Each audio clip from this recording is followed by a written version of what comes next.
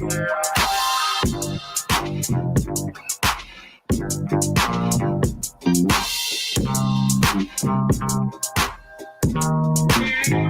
this bitch in your soul, beautiful.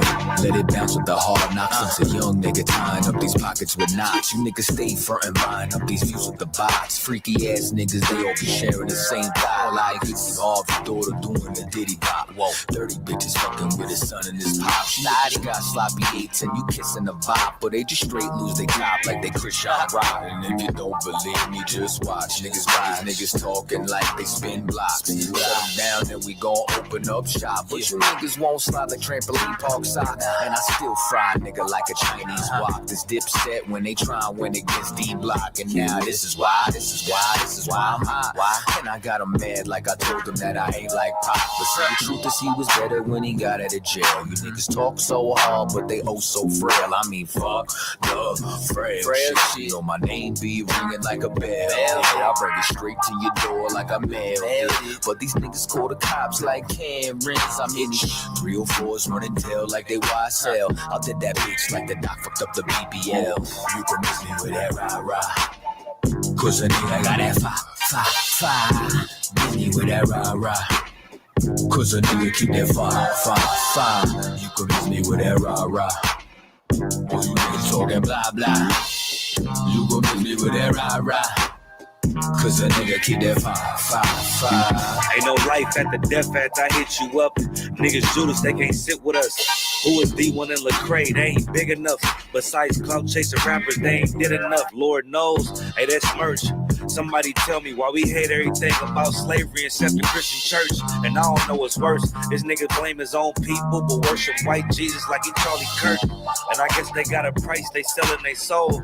You can love them all you want, they'll never be chose. I be banging on these Christians and never get old. They know his eyes should be K and it's vexing their soul. One thing about the truth, turn you to a zealot. And a lie don't give a damn about who don't want to tell it. Pass it. Beware the wolves and snakes.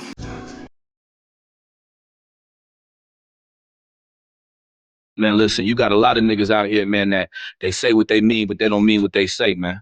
Listen, you got to be careful. These niggas talk that shit, but they don't walk that shit, man. And listen, it'll behoove you to make your next move your best move, you feel me?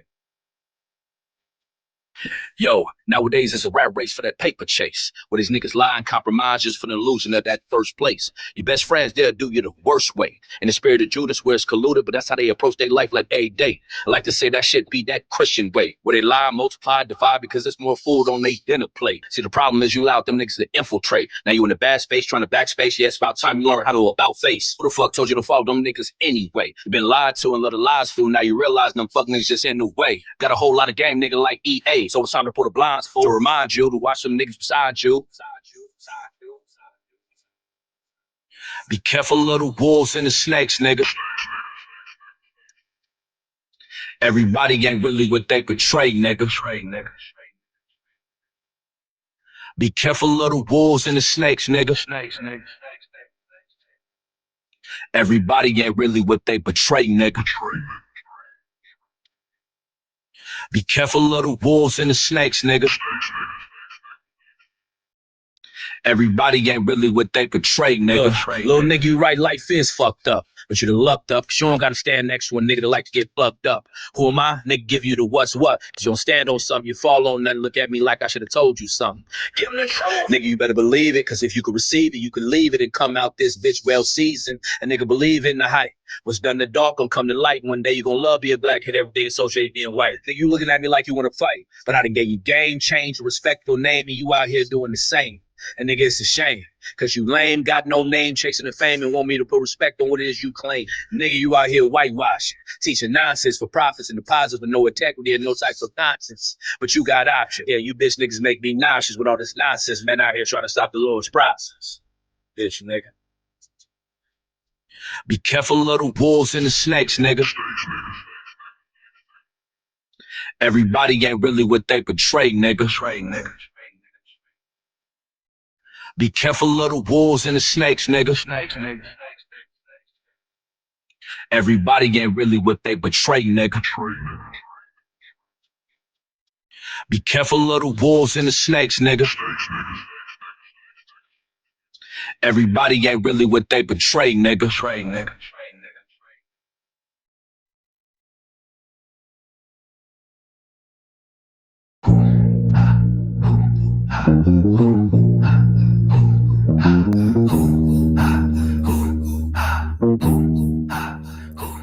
Been ill since a little nigga when Diddy was still puffy, coming through riding on the pegs of a silver Huffy. One thing life taught me is don't never get comfy. That's when niggas ride by and push a wig back a gun behind. Fuck Trump and this motherfucking country. For the 3 generations they done turned into junkies. Ice lock us in the cage and treat our ass like a monkey. So a nigga straight fed up and tired of the fuckery, yo. This ain't the land of milk and honey. The money's bloody, our tummies hungry, the friends we worry. Bullets flurry, corner stores and the chicken curry. Judge and jury, courtrooms and defense attorneys. Welcome everybody to the belly of the beast. See, it's a miracle if you make it out in one piece. So a nigga gotta stay war ready like a Humvee. Wrestle with reptiles, crocodile Dundee. So you the type that like it gentrified with the white yuppies. I'm the type that chill with scummy with a black scully. So I'm public enemy like Chuck D. So you know it's fuck you if it's fuck me. Your shoes crummy, your clothes bummy, you look musty. Your bitch ugly, her toes crusty, her weave dusty. Your spine's putty, your heart's fluffy, you're not gully. My son's clummy, my wives love me, my life lovely. I know the son hate me, I know the son love me. Oh, you mad? Glad that you thinking of me. Yeah, glad that you thinking of me. Oh, you mad? I'm just glad that you thinking of me. First I'm your buddy, now you yelling fuck me. Oh, you mad? Glad that you thinking of me. Yeah, glad that you thinking of me. Oh, you mad? I'm just glad that you. He ain't have what it take, we just let him fake it. Now he live, giving out his dying declaration. Seen this once too many times, them niggas never make it. The situation ain't that big, but I'ma escalate it. We ain't buying all them lies, you selling desperately. They should've told you have a heart sold separately. Look, state your registry, never mind, cause we gon' give your name to whoever we got next in line. Look, and I got bars just like Scared Straight. He don't even look the same, he got a scared face.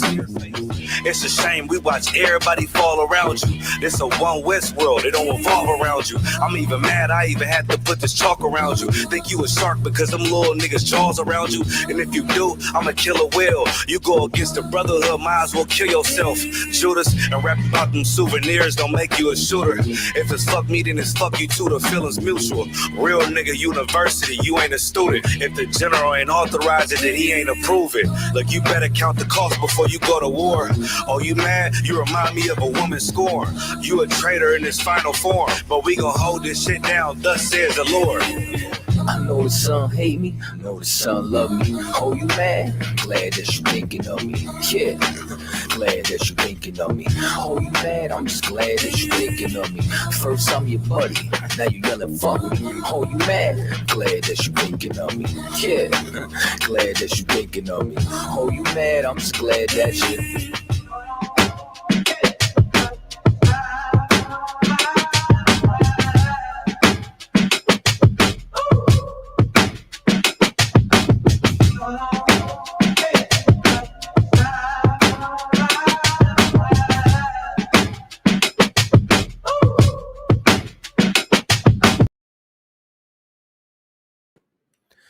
Mic check 1 2. Yeah, hey man, that song Never Left is fire. Only thing is it messes up the monetization. The brother doesn't own that beat. So you know. Listen, man, if enough of y'all were on Tri Vibes, I wouldn't care what we play. You know what I mean? I could always edit all that stuff out later. But you know, big ups to everybody who is subscribed. So if y'all saw the platform that was up, we got our own streaming service. All the music up there, what the brothers own. We got our own Apple Music, and I don't know if y'all have been seeing the updates, updated player, updated menu, new songs coming out every week. I think in the last 2 months, man, we did over, you know what I'm saying? We dropped over 30 new tracks. So make sure that y'all tap in, man. That joint goes crazy. The phone lines, like I said, we doing you got to join the live. So the link will be in the chat. Y'all could join the live if y'all got any questions, if y'all got any comments, y'all could pull up. Captain Zarek taught class tonight. I'm waiting on headquarters to join us. And there they go in the house. Sir, the link is in the chat. Captain Zarek left. He did. Yeah, man. Captain Zaryak, you know what I'm saying? I think he got all his kids tonight. You know what I'm saying? Shout out to Cap. Big ups to all the brothers going crazy all over the internet. Big ups to everybody, you know what I'm saying, who subscribed, like I said, to Tribe Vibes as well as the Cross the Line channel. We got a lot of different, you know what I'm saying, stuff, different events, different things happening, man. What's up with you? I said, so joining me this evening is Officer Shaya Allah, the man with the most famous fro in Israel. Old sign Christ. You know, we just up here getting ready for the World Cup final. I don't watch soccer. Who's in it? Argentina and Spain. Argentina. Talk to me about Argentina, sir. What you know about Argentina? So one thing that I know about Argentina is there's this tribe called the Mapuche, and there's this cat by the name of Galvarano. Galvarano is pretty gangster. So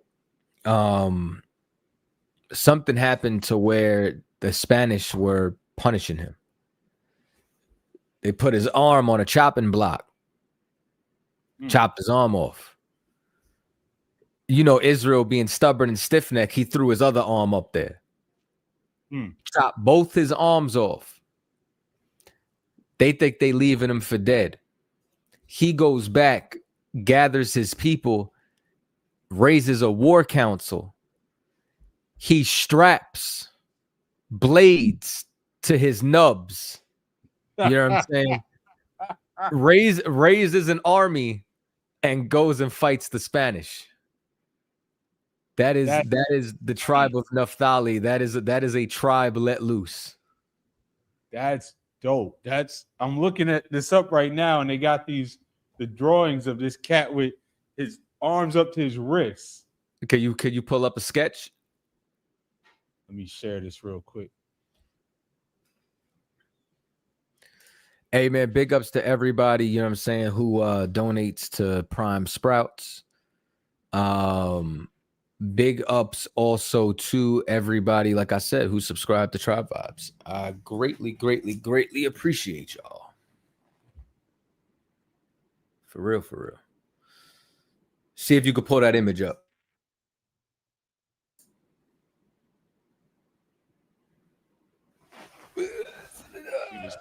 Blood dripping from his wrists. He's just standing there like a real nigga, defiant.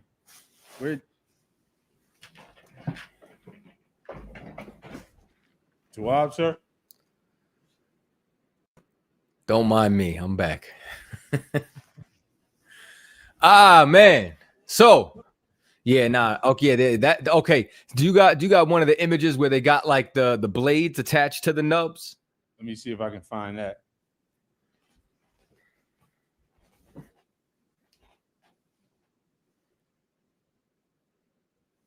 Oh, this is crazy.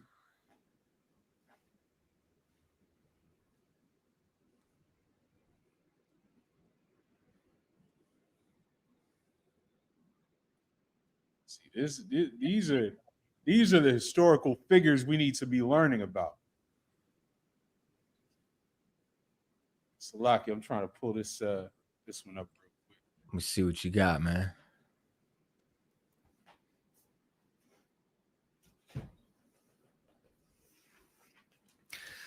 I think that's what's gonna have to be. Yeah, okay. Somebody did a sketch like that.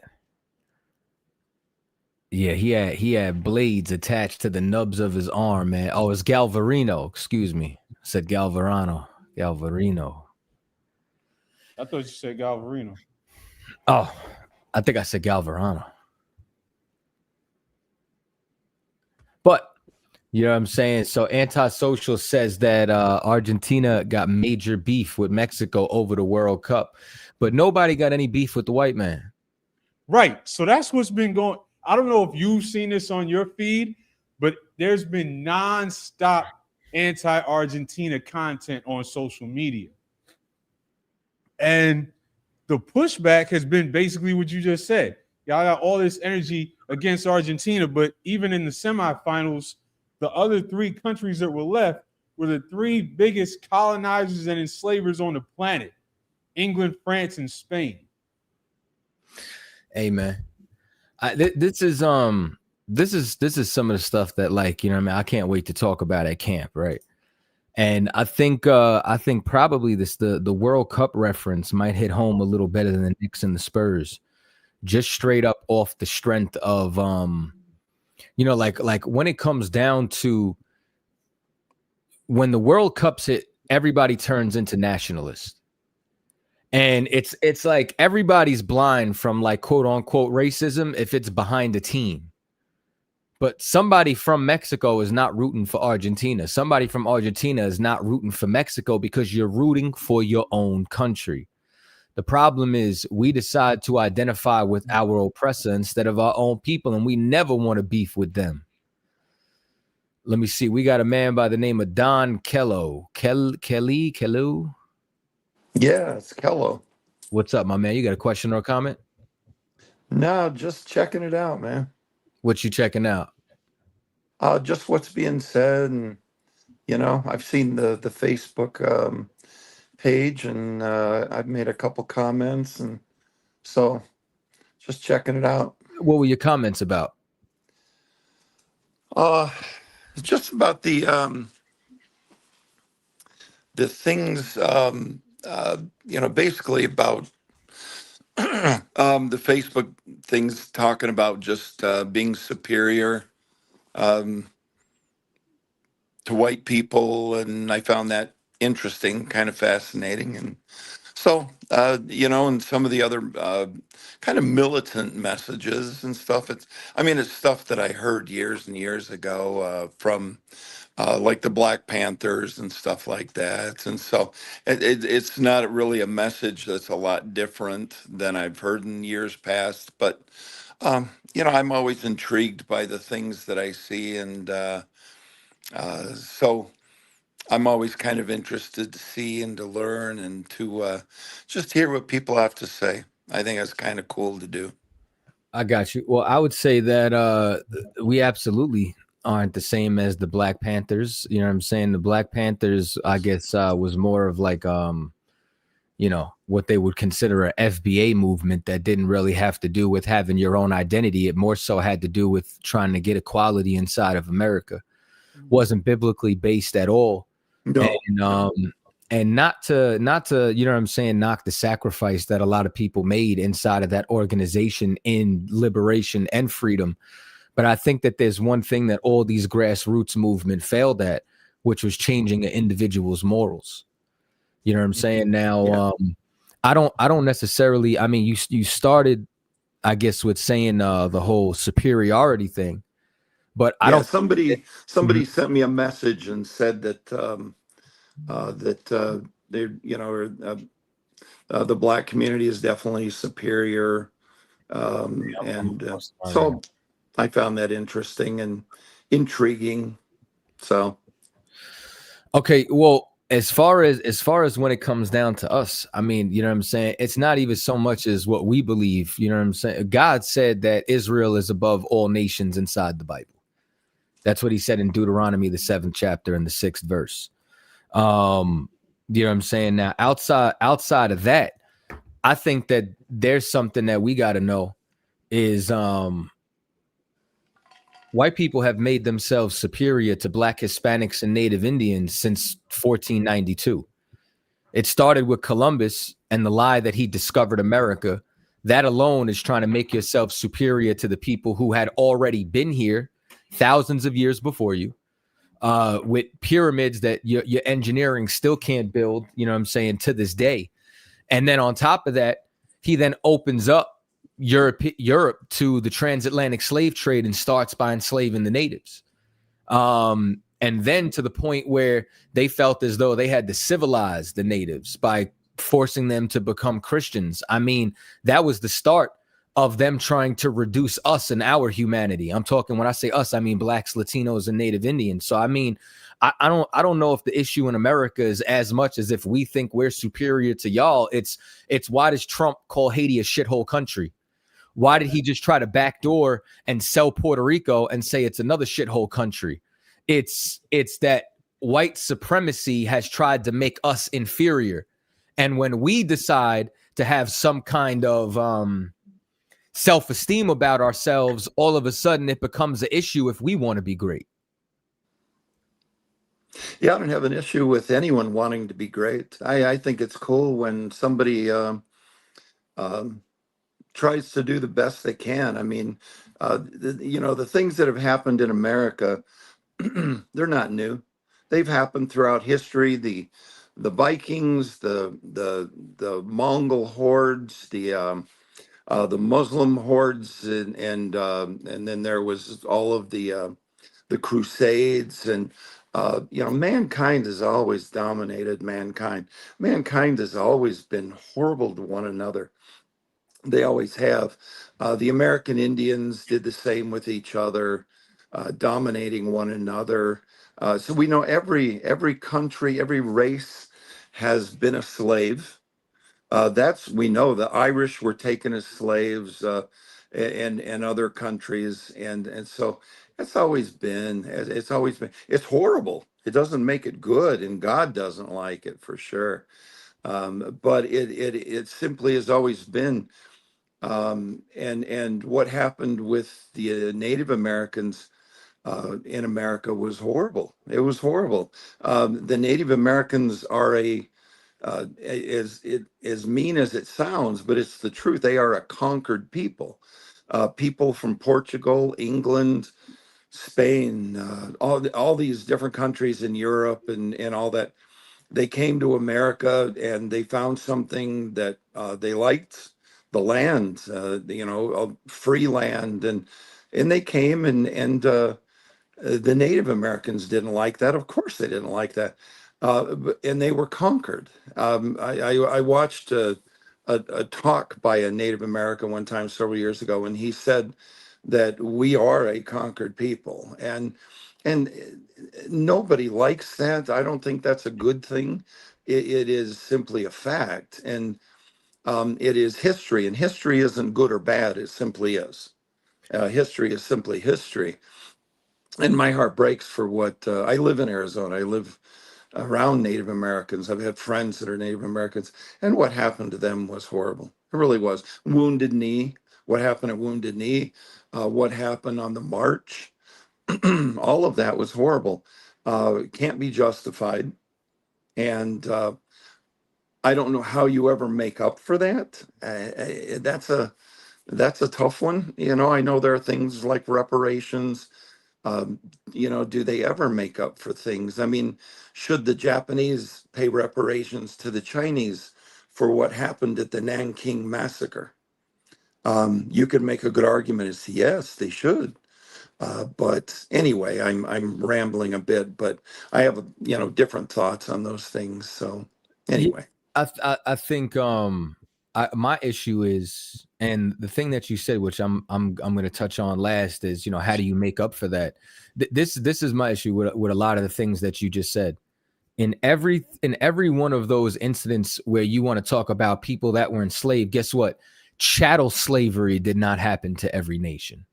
You have people who became prisoners of wars. You have people who had, certain levels of servitude. But there's no people, like when you talk about the Mongolians and all that, the people that they went to war with or the people that they destroyed, they still had their language. Genghis Khan believed in freedom of religion. Like he had Christians, he had all different sorts of faiths that was underneath him, but we were forced into becoming Christians and having to follow white Jesus. Like when you go onto the island of Puerto Rico, the reason as to why the Tainos don't speak their native tongue and why they speak Spanish is because the Spanish stripped them of everything that they had. The same thing when it comes down to the Native Americans inside of North America that are not from the Caribbean. It's the same thing when it comes down to It's the same thing when it comes down to them losing their identity, losing their culture, losing their language. We go down to Mexico. It's so bad. They said that they don't even know what happened to the Mayans. Yeah. Like, so, No, they don't. so for you to turn around and then even try to compare it, I think is a little bit ridiculous, because that has not happened to any other group of people in that magnitude and in that capacity. Because guess what? Japan still has their language. They still have their culture. China is a world superpower. China is colonizing nations right now without firing a bullet. So clearly the Japanese did nowhere the amount of effect. And then here's another thing, even to when it comes down to the Irish were indentured servitude, meaning it was 7 years. And then when they came over here, they made them overseers over so-called African Americans. And then guess what? The Irish didn't need affirmative action. There was no Ku Klux Klan that was getting ready to take out the Irish. There was no Jim Crow for the Irish. There was no affirmative action for the Irish. So when people start to bring up these things in history, and then you negate that there's been systematic oppression every decade, a new method of affecting blacks and Hispanics, it's not even comparable. And I find it extremely disgusting. Now, here's the last part. You know what I'm saying? Because you said a lot of stuff in the quote unquote rambling, as you said. God is going to give us justice. Right. Like reparations is never going to be enough, even though there was reparations for the Japanese internment camps. Even though there was reparations for Israel that Germany still pays them, America still pays them. God said in Revelations, the 13th chapter, he that leadeth into captivity must go into captivity. He that killeth with the sword must be killed with the sword. That's the only way I could see equality, because you can't have equality with somebody who had a 400-year head start. You can't have equality with somebody who wasn't oppressed for 400 years unless they are oppressed for 400 years. Then we could start to have empathy, because maybe now we'll understand each other if we share the same pain. So kind of tit for tat then, I guess. I wouldn't necessarily call it tit for tat. I would call it justice. I would call this is, I mean, once again, hold on. Let me just pull this up. I'm going to go to the Blue Letter Bible. I'm going to go to Revelations, the 13th chapter. And I'm going to scroll down once again, like the things that we say, right? The different quote unquote things that we have, they're not only based and rooted inside of history, they're also based and rooted inside the Bible. I'm going to share the screen. That's a book that I love dearly. I love the book of Revelations. Well, here's what it says in Revelations 13:9. It says, if any man have an ear, let him hear. Understand this. He that leadeth into captivity. Captivity is slavery. Blacks, Latinos, and Native Indians, the indigenous, those of Negro or Indian descent, were led into captivity. Well, he that leadeth into captivity shall go into captivity. He that killeth with the sword must be killed with the sword. Here is the patience and the faith of the saints. I mean, God's not being tit for tat here. You understand? God's being just. God is saying that my people were harmed, and in the manner that they were harmed, ye shall be harmed. So then what's the answer then? There's no then what is my role in this? Then so I guess that would be a big question. I mean, I read that book and I read it often, and it's the book that I've lived by for over 50 years. And it talks about equality, and it talks about love, and it talks about grace and living a life of, you know, there's so much that is in that book in the way that I've learned to live my life, having friends from all walks of life, treating everyone with respect and love and grace. And I guess that I would say what I'm hearing is that what's the point in me doing that? There's no point, because I'm hopeless, I guess. Well, I mean, I wouldn't necessarily, your hope was in this kingdom. Like you were a benefactor to the crimes that was committed here. Like, what's your ethnicity? My family comes from Scotland and Wales, So in Denmark. So Scotland and Wales, you know what I'm saying? So here's what happens, right? You guys have your kingdom. You had your hope. You had your time. Like now there's a kingdom that's coming. That kingdom that's coming is for those people who are downtrodden, for the poor, for the meek, for the people in Revelations when it says, I know thy poverty and thy tribulations, but thou art rich. We're rich because we're going to inherit the kingdom of heaven. That's our hope. We didn't share in your hope inside of this. And that's why, like, this is, let me show you something that they probably never showed you in the Bible, right? I'm going to throw this back on the screen. All right. This is in Ezra, the 4th chapter. This is, I'm going to start at verse 1. It says, now when the adversaries of Judah and Benjamin heard that the children of the captivity builded the temple unto the Lord God of Israel. You know, there's nothing new under the sun. And not only is there nothing new under the sun, but right now, our body is the vessel that houses the spirit of the living God. Blacks and Hispanics that got destroyed, you understand, from all the cocaine and crack that was brought in the ghetto from the Iran-Contra scandal, from the crack babies that was born, from those that's on fentanyl right now to this day, have to rebuild their temple because of what the adversaries against, you know what I'm saying, our people have done. And there's always somebody like you from another nation in captivity who says, well, I'm down with you. Then they came to Zerubbabel and the chief of the fathers and said unto them, let us build with you. It's always some white man that says, I got a black friend. I want to build with you. Right. For we seek your God. You believe that you seek the same God as us, as ye do.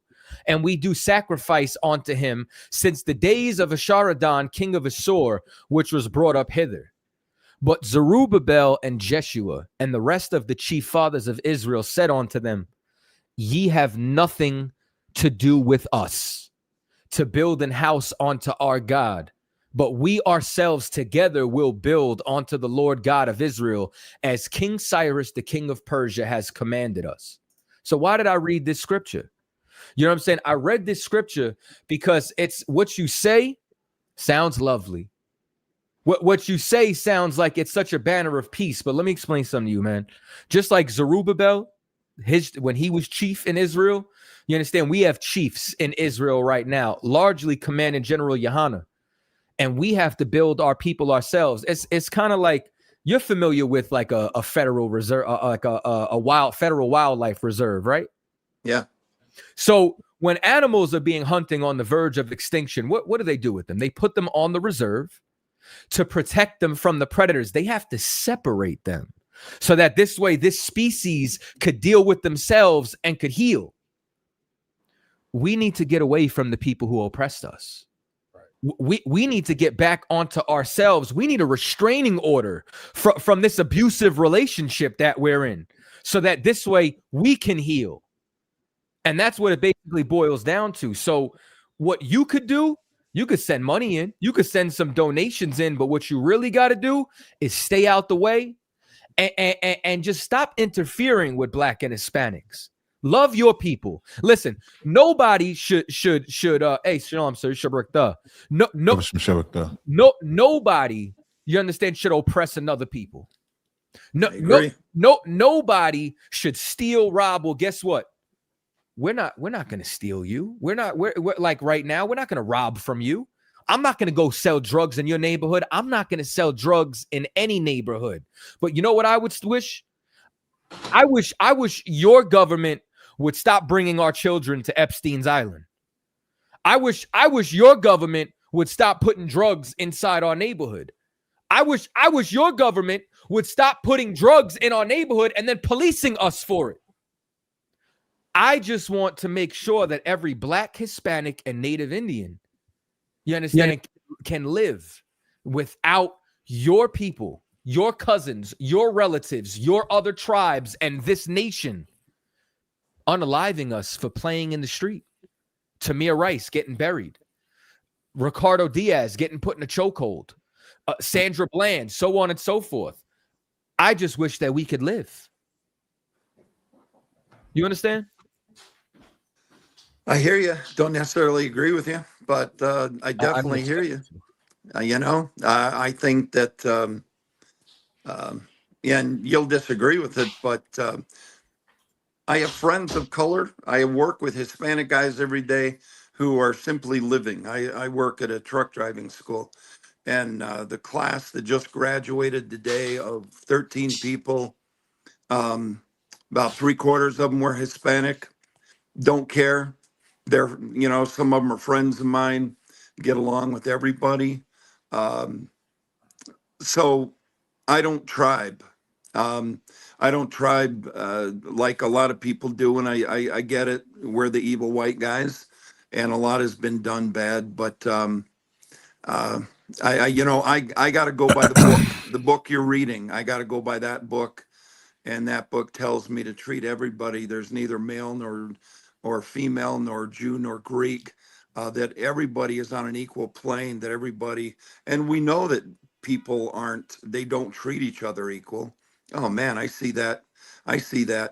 But I think most of us out here, most of the real people, I don't talk about the fake people in Washington because they're not real people. None of them are. None of them. I don't care what Democratic, Republican, none of them are real. Those are the How do we fake. Those are identify them? the power mongers. But I How believe do we in the identify people. these real people? The real people, Michael, Jorge, Gilberto. I No, can go That on ain't and what I I can asked give you. you I I can give asked you you, how dozens do of we, names. if you could listen to what I'm saying, how do we as Black people identify these real people you speak of? Come and have coffee with me. Come That's come not to helping me. my men's Bible study and sit there on. That's not helping me. See, the experience, it's been a lot of real people that Black and Don't know what to tell Hispanics you have then. been told were like the real people, and you follow them. Can you give me the successful real people that Blacks and Hispanics have trusted? The successful people? Oh, Yeah. I'm not sure. I'm not sure. Why not? The It's so, if it's so many I mean, real people. I know if you're talking successful people, there's the head of Goya, the company Goya, which makes That ain't Mexican products. Christ. That man said the head of He Goya. I he's believe a what Captain Kadazar has been talking about this whole entire time is how vengeance is the Lord's, the judgment that you guys have, the oppression that Blacks and Latinos have gone through in this country, right? And then you're yeah. telling him and myself and Ashaya Allah that there's good white people. Is that what you're saying? I think there's good people. Are there good white people? Of course, sir. Are the good Black So people? how Yeah, of course, sir. so how can But we identify them? oh, yeah, I don't think you could, because I don't think that's where your mind is. I think your mind is set Well, I would that have we are I all would have evil. to disagree with you, because there's nobody that loves white people more than Blacks and Hispanics. We have been looking for good white people, even though y'all enslaved us. We have still been looking for good white people, and at every turn, white people have shown their true colors at every turn. So I'm just confused when you say good white people, but you can't tell me the good white people that we've had. Good white people? Yeah, you're looking at one. I don't know. I think I'm pretty good. What does that mean? What does that mean? That means I live by that book that you've been reading, that I believe in treating everybody equal, with grace, with love, Who are the with people of that book? Kadazai, did you have this part of the conversation with him? I don't want to be redundant.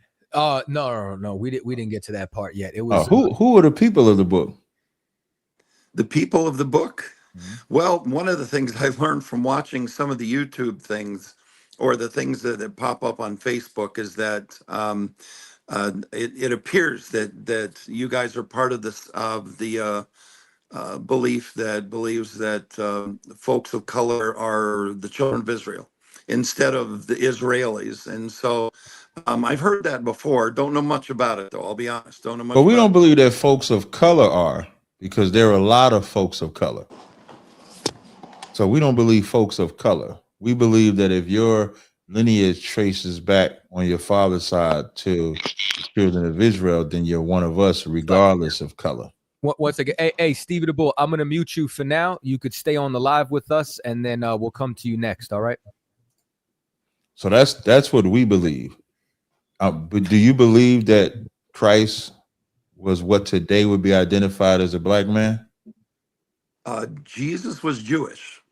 Jesus was Jewish, of the Jewish faith, of the Jewish But the word race. Jewish is not in the Bible in a legitimate capacity. He would be a Jew, but that's not my question. I said, do you believe that by today's standards, he would be a black man? Well, I know he was darker skinned. I know there's a lot of crazy, goofy people that. And what Jesus do you believe he pray was to? White. What Jesus do you pray to? You pray to the white Jesus? I pray to the Jesus and the God of the Bible. And That's what the do one you I pray vision to. in your, when you say, now I lay me down to sleep, what do you vision in your eyeballs? Oh man, nothing, literally nothing, because God is a spirit. I mean, the Bible is clear on that. God is a spirit. And so I have no idea. And it says that no one has seen God. So, Kev, is that your soundboard? Yeah, yeah. so I certainly don't believe that he's white, for goodness sake, but I do believe in Jesus, and I follow. So if you him can be, and if you can be objective, you just said you don't believe that he's white, you believe he was dark skinned.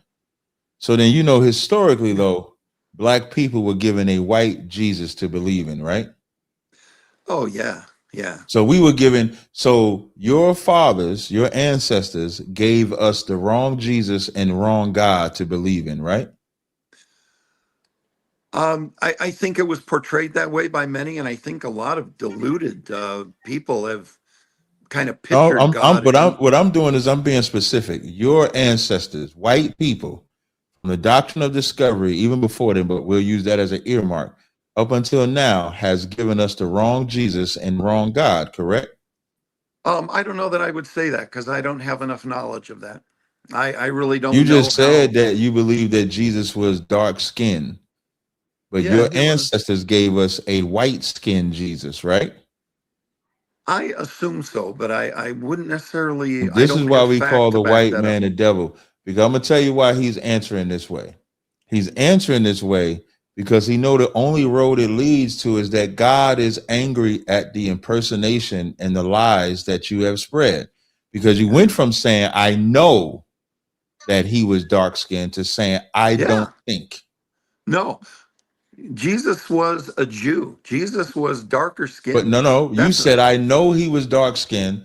But then I said, so then your white ancestors gave us the wrong, lie about the Jesus and God. And then you said, I don't know.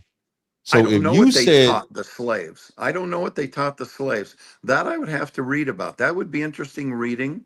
I would love to hear what. so you're saying you they never taught heard me. of us being forced into Christianity through slavery? Well, I know that on the plantations that in slave owners that they made people do church, worship, and things. And what like Jesus that. did they give us? Whichever one they had, man. And what was that one? This like a white man is a liar. Like he can't help when it says the wicked are estranged from the womb. This white man is estranged from the womb. He said, whichever one.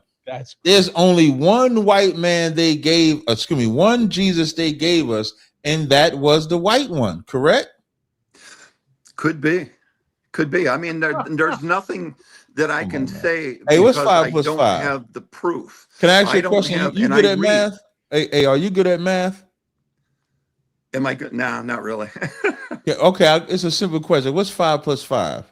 Yeah, well, we both know it's 10. That's stupid. Although the Stevie the Bull. Oh, I gotta add Stevie back to the stage. I clicked him by mistake. I clicked Stevie by mistake. I had to add Stevie Kev back. got My you, bad. Kathy, man. What's up, Stevie? Crazy. What's up, y'all? What's going on? What's happening? Nothing. I just I didn't know y'all was gonna go live today or whatever. It's Thursday, nigga. We've been live for almost 12 years. Yes. See, I just got put on to you last week. Matter of fact, I was watching one of your debates or whatever, and so you make a lot of sense. You said what? You make a lot of sense, Cat. I say you make a lot of sense. I'm Both of fine, y'all, I seen Christ. both of y'all. Oh, most high. Y'all was talking to some like Mexican dude with a deep voice or whatever, and Hey, yo, Adrian, Hey yo, yeah, yo, this is my real voice. you're a bum rock. and I was just it made me I got home from work one day and I looked up ISUBK and shoot, they had one in my city, and went up there, went to one of the classes. I went to a class yesterday too. Where you from? I'm from North Carolina, Oh, so you went to which North Carolina did you go to? Durham. Okay, okay, good. And I don't know. So I today I've been watching all about the ham this ham. Uh, yeah, I know the son, Noah. Ham, Shem, and Japhet. Yeah, yeah. And it's like I see what y'all was saying with the Native Americans because I like to look stuff up, so I start looking at history and stuff. You know what I'm saying? Because I don't want to move too fast. You know what I'm saying? I still want to. If I do something, I want to really. You know what I'm saying? Not have like shaky faith. You know what I'm saying? I do got a religious background, a Christianity or whatever, but it ain't never made sense to me like my whole life. You know what I'm saying? Like Jesus God, like you know what I'm saying? Right. And I'm just like, he's saying he the son. You know what I'm saying? Mm-hmm. Then it's like, all right, who he praying to? You know what I'm saying? But all the questions I had, y'all made it make sense. You know what I'm saying? Right. And it was just sometimes I just settled and just like, I guess I ain't gonna really know. And then When you say you ain't gonna really know, what you mean by that? like have an understanding of like the understanding I get from y'all. You know what I'm saying? Like I felt Mm-hmm. like I don't know what I'm doing, but this was what everybody's saying I gotta do, so I did it. You know what I'm saying? Mm-hmm. But it didn't really sit well with me. So it'd be like some days I'd be like, all right, I'm good with it, and then there'd be days that I'm not. You know what I'm saying? But what really stuck out to me was I always wondered where I came from. You know what I'm saying? I always be like, if you know where you from, you know where you going. Right. But shoot, I mean, my dad won't in his life, so that's as far as it go back for me. But when y'all told me where I came from and showed me in the Bible, like my life been different since last week. You know what I'm saying?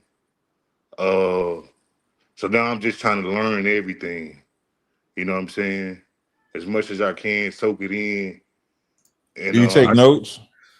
no, I don't take notes. Hold on one I'm second, more of brother. Don, I got you on stage. We'll call on you in a minute. You can hang out on the stage for a second. Steve, go ahead. You said you don't take notes. No, I don't take notes. I listen over and over again. So How you gonna? Okay, so you learn by repetition. yeah. He's an Yeah, auditory. but notes would probably be better too though. So I could be Well, you know what I've learned when people say how you study, everybody's study habits is different. yeah. Like the way I learned, I used to record the classes. I would play the classes. I would learn that way. I wrote stuff down. So there's no set way. You have to do whatever works best for you. Yeah, because right now it's like I got a whole bunch of pieces to the puzzle, but I need to set it from Genesis all the way to Revelation. You know what I'm saying? Mm-hmm. But it's like scattered about, so I don't really like. I've been in church my whole life. That ham stuff, all that other stuff. Like when I got to that part of the Bible, I'm like, okay, whatever. You know what I'm saying? But now I see like you want to hide something from a black man, have him read it.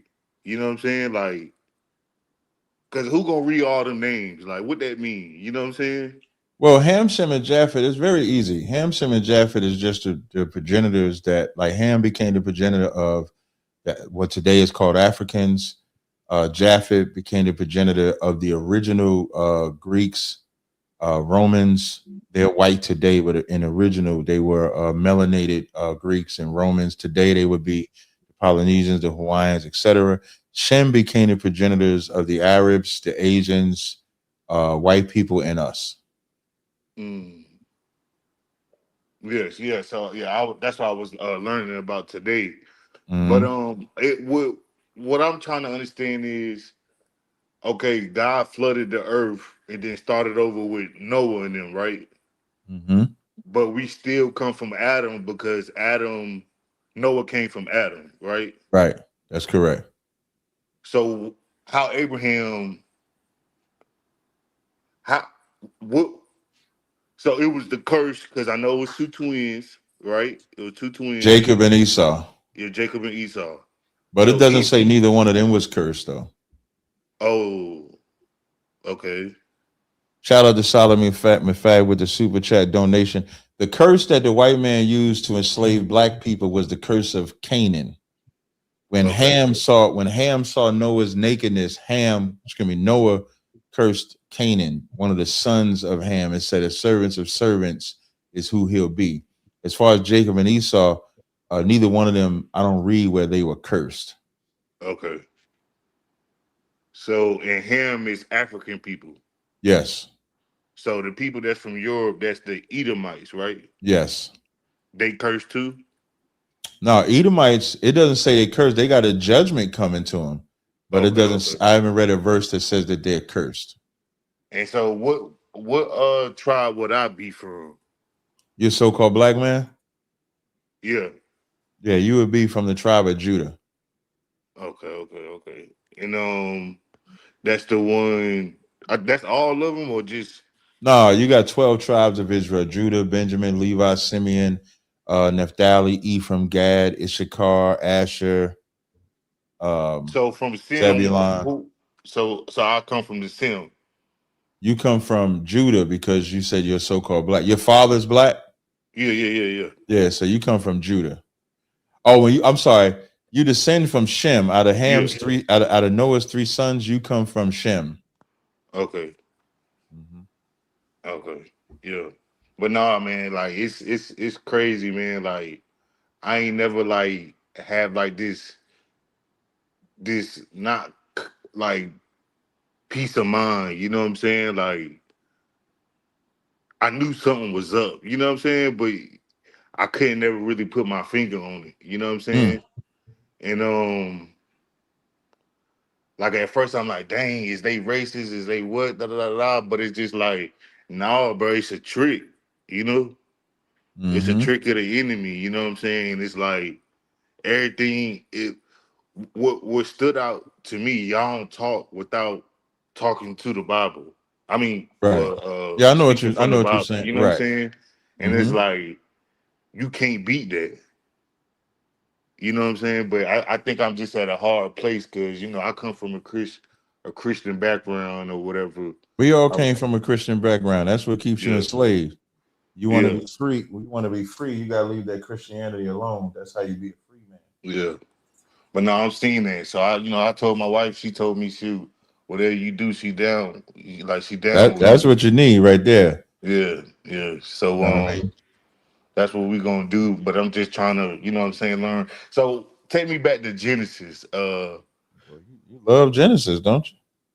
Yeah, because that's the beginning, And that's why I'm trying to like figure out where I went wrong. Because I'm thinking that where you went wrong as far as what?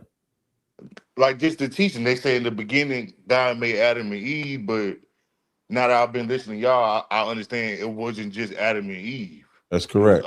It was other people there, right? That's so correct. It's like, what else did I miss? You know what I'm saying? Because I'm thinking, all right, so did she actually eat from a tree, or was it not a tree, or? No, what she did was like learn something. So when it says you shall not learn you can eat from all the trees, but the tree in the midst of the garden you should not eat. the tree is a symbolic for the nations that was there. So she learned something that she was not supposed to learn.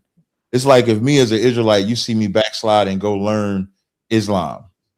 Mm-hmm. That's what happened with Adam and Eve. They learned another culture's philosophy instead of sticking to their own philosophy. Right. Yeshaya, just stay on mute for a second. We'll get to you after this. All right. But no, that's it, man. I'm gonna just go back to Sage. I just want to say Just thank stay y'all for consistent. everything. Yep. Yeah, Just stay yeah. consistent, like you said. Just stay consistent with it, and then you should be good. Yeah, I'm most definitely gonna start taking notes now. All right, no For sure. stress. Yeah. All right. Cap, who you want to talk to next? Yeshaya, and then we can get to Don. Okay, Yeshaya, what's going on, brother? You got a question or a comment? Hey, Shalom, how about you, man? Sorry about the thought. Yeah, what's on show with So I have a question. So, about last week ago, I attended a funeral of mine. One of my cousins had passed away. And I watched one of your clips, Captain Katazat, on Facebook. And it was a clip of a conversation between you and a sister. And the sister's question was in regards to funeral. And how basically after, according to the law, after, funerals or whatever, we are to basically separate ourselves for 7 days, to clean ourselves from whatever, diseases and such as like that. But my question in regard to that is, it's a quarantine. Quarantine, Khan. That's what I said. Go ahead. And so what if someone was cremated? Would that law still apply? So there's no differentiation, you know what I'm saying, as far as, because what's going to end up happening is at some point you're going to be around the dead. So the whole point is, you know what I'm saying, as far as separating yourself from there. So now I believe if it was in a funeral home or if it was around other dead bodies, yes. If you were just around the ashes, no. I'll double check with General Haas, but that's what I remember. But more so, you know what I'm saying, like the environment, you know what I'm saying, of the funeral home or wherever they do a procession usually has other bodies in the mix. So that's why variable matters. So it's not necessarily as much about the ashes as it is where are they hosting it. Okay, yeah, because we hosted it. It was crazy. We hosted it at a cemetery. So would that still like? Yes, and that's what I mean. So because it would be hosted at a cemetery, you'd now, you know what I'm saying, would be unclean for 7 days because there's other bodies around in which you come into contact with. Okay, so how would that process go exactly?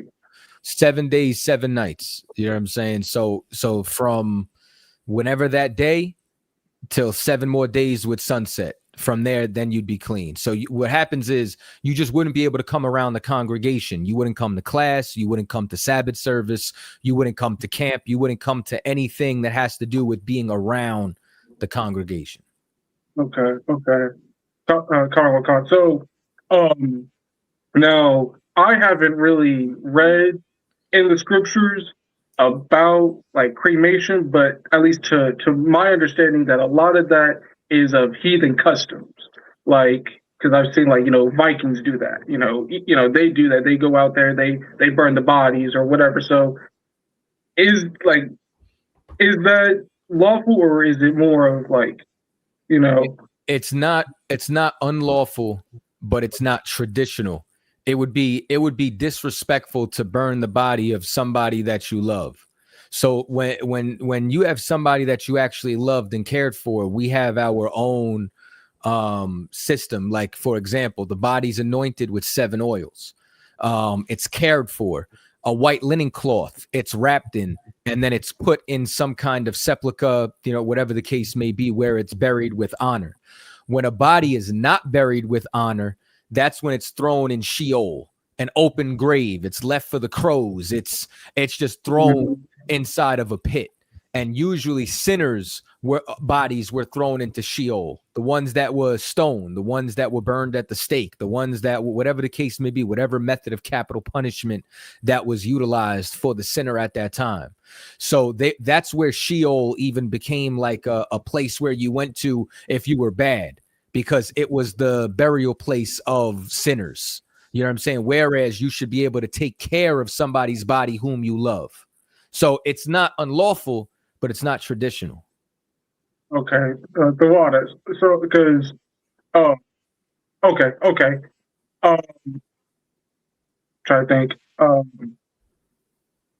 So because a lot of us, especially here living in our captivity, a lot of us don't have means of getting a coffin and doing all that type of stuff. So I was just kind of more of like trying to get the understanding that whether or not it was lawful for us to kind of do that.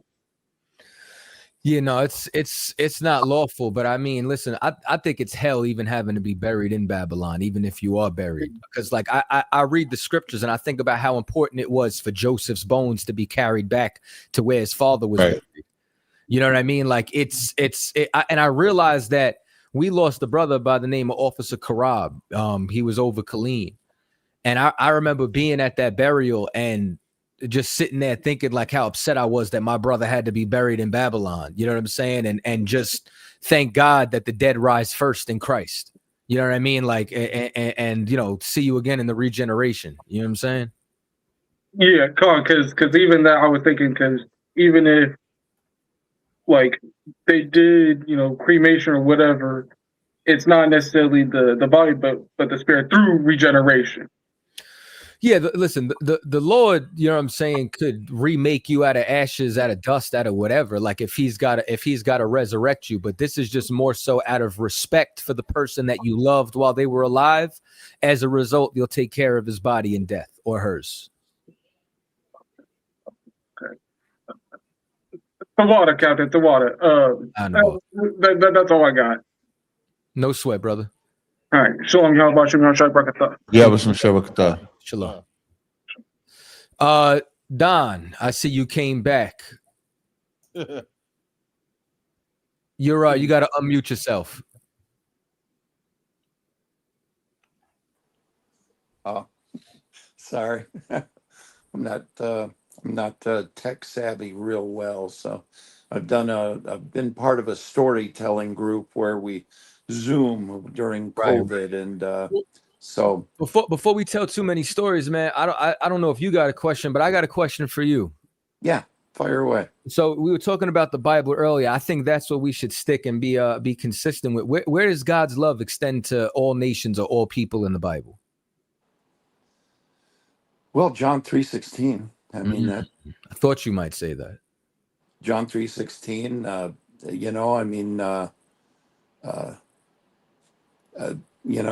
I could sit and work my way through my Bible and find a variety of passages. I mean, the one I mentioned earlier about there's neither Jew nor Greek, and male nor female, and we know that. We could talk about all those. Cap, I mean, did you want to go to John 17:9? I thought you was taking it, man. I don't have a problem joining in this. I just wanted to throw the alley-oop up. I mean, you know what I'm saying? Oh, okay. So let's talk about. I got it. So we're gonna stay within the realms of the Bible. So John 3:16 says, I can't hear him. Who can't you hear? I can't hear the dude in the red shirt. Oh, Don. Cap, you can hear him?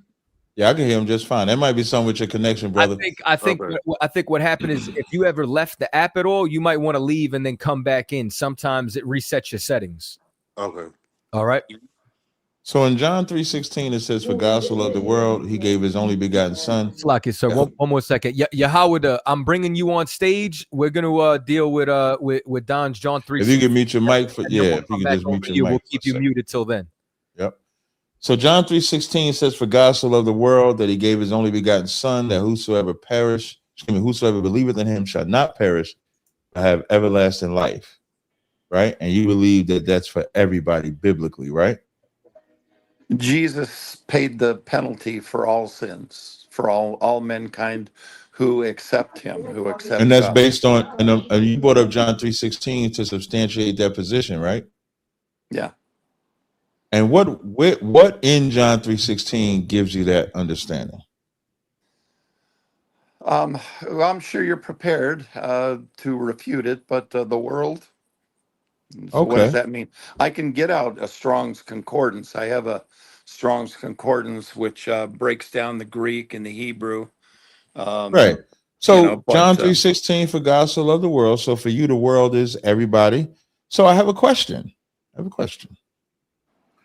When Jesus said, I pray not for the world, in John 17:9, what world is that Jesus is not praying for? I would have to read it, read the context. I Let's read it. Do you happen to have a Bible in front of you? No, it's out in my truck. Do you have a Bible app? Yeah, I do have the Bible app, but I don't want to lose you. Oh, right. So here's what I'm going to do. I'm going to read John 3. I'm going to read the word for world, John 3:16. I'm going to use my KJV plus. And what the KJV plus does is next to every word, it gives you the concordance of the word that it's referring to, the definition of the word or the Greek word that is translated from. So in John 3:16, that word world is G2889, cosmos. And then if I go to John 17:9, John 17:9 says, I pray for them. I pray not for the world, G2889, which also means cosmos, but for them which thou hast given me, for they are thine. So is the word world everybody? Because if the word world is everybody, then there's a world that Christ does not pray for. I do know that not everybody's part of the family, because if you haven't accepted Christ, Jesus said, I am the way, the truth, and life. Mm-hmm. And if Jesus is not that one, you're not in. And so then you are saying that the word world has context then. So I can agree with that at this point. Thank you. I appreciate you agreeing. John 17. John 17:9. Yeah.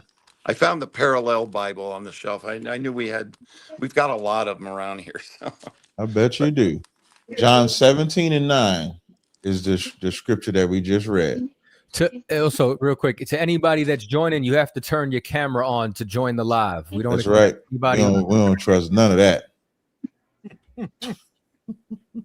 Yeah, God forbid. All right, go ahead, Kapsalaki. So now I'm gonna give you another example. In 1 John 2:15, it says, "Love not the world, neither the things in the world." So just think about that. We got one verse, God so loved the world. Another verse, Christ says he prays not for the world. And another verse that says, love not the world. 3 scriptures that has the word world, but they all have a different context. A different context, yeah. They would. Right. Yeah. Perfect. 1 John would be a different context, yeah. Right. John 17 would be a different context. So on the subject of God so loved the world, you would agree that that's in reference to salvation, right? I would say, in reference to what Jesus was preparing to do. So do you think that Christ used the word world because he was talking about Israel? No. All right. Let's read this. This is the book of Isaiah, chapter 45 and 17. It says, Israel shall be saved in the Lord with an everlasting salvation. Ye shall not be ashamed nor confounded, world without end. So Isaiah said Israel was the world that would receive an everlasting salvation. And Christ said through him that world would receive that everlasting salvation. You see how I just married the word world to Israel? So Israel is the only one going to heaven? Yeah. Well, yes. They're the then- only ones that'll be in the kingdom of heaven. So then Jesus' sacrifice was worthless. Damn, why was it worthless? Well, you just said that only the Israelites are going to make it. And when Jesus sent Peter out and Paul out to minister to the Gentiles, why would he have bothered to minister to the Gentiles if only the Israelites were going to make it? Why even bother? It's a good question. That is a you want this one, Kataza? So if you don't mind. I So- can tell you did. So here would be my question to you. So we just learned, right, from Captain Tazaryak, who's on a legendary media run right now. I just want y'all to know that. I gotta throw that out there, right? And what we just learned, you understand, from this mighty captain in the ISUPK is that the word world has context. Does the word Gentile have context, Don? It would mean anyone who's not Jewish. So Israel. is that the only usage of that word? Oh, I would again. One thing I'm going to do is I'm going to break out my Strongs, which I notice is down there. I'm going to break out my Strongs and do a word study on world. Now you've piqued my curiosity. So these are passages that I'm going to be looking up. I can promise you, and break them down. I've done that before with passages, and I'm definitely going to do it now. So that's one of the reasons I like things like this. It sparks my interest, and it's provoking me to read. So anyway. Well, I'm going to tell you that the word Gentile just means nation, and there are times where Israelites who have grown up outside of the Commonwealth of Israel, or maybe weren't circumcised on the 8th day, or were cast off from their people, that they're called Gentiles, because Gentile is not one specific group of people. It has usage. It has context. So I'll give you an example. One of my favorite verses, which I've had to go to countless amounts of times over the years, and even more so in recent months. This is Romans, the 9th chapter. Romans, the 9th chapter says, even us whom he hath called, not of the Jews only, but also of the Gentiles. You're under the persuasion that these Gentiles are other nations, non-Jews? Anyone who is not a Jew. Okay, verse 25. As he saith also in OC. Now, this is a reference. You understand? He's about to quote something. Do you know what book he's about to quote? No, I'd have to look at it. Okay, so OC is a Greek transliteration of Hosea. He's about to quote the book of Hosea, and it says, I will call them my people, which were not my people, and her beloved, which was not beloved. And it shall come to pass that in the place where it was said unto them, ye are not my people, there shall they be called children of the living God. Now, this is a prophecy. Do you believe that that all prophecies come true? I do. So prophecies can't fail. No. So if I go read this prophecy, since these Gentiles are a part of this prophecy, all these verses connect, then we should be able to find other nations or Gentiles there, correct? That would be a logical assumption. Okay, so let's go read the quote and let's just see who Paul is talking about. So we're going to go to Hosea 1, and I'm going to start at verse 9 just to get the full context. And so it says, then said God, call his name Lo-Ami, for ye are not my people, and I will not be your God. Yet the number of the children of Israel, a nation mentioned by name, shall be as the sand of the sea, which cannot be measured nor numbered. And it shall come to pass that in the place where it was said unto them, ye are not my people, there it shall be said unto them, ye are the sons of the living God. But wait, there's more. Then shall the children of Judah, the Jews, and the children of Israel, the Gentiles, who were not his people, who are being cast off, be gathered together and appoint themselves one head, which is Christ.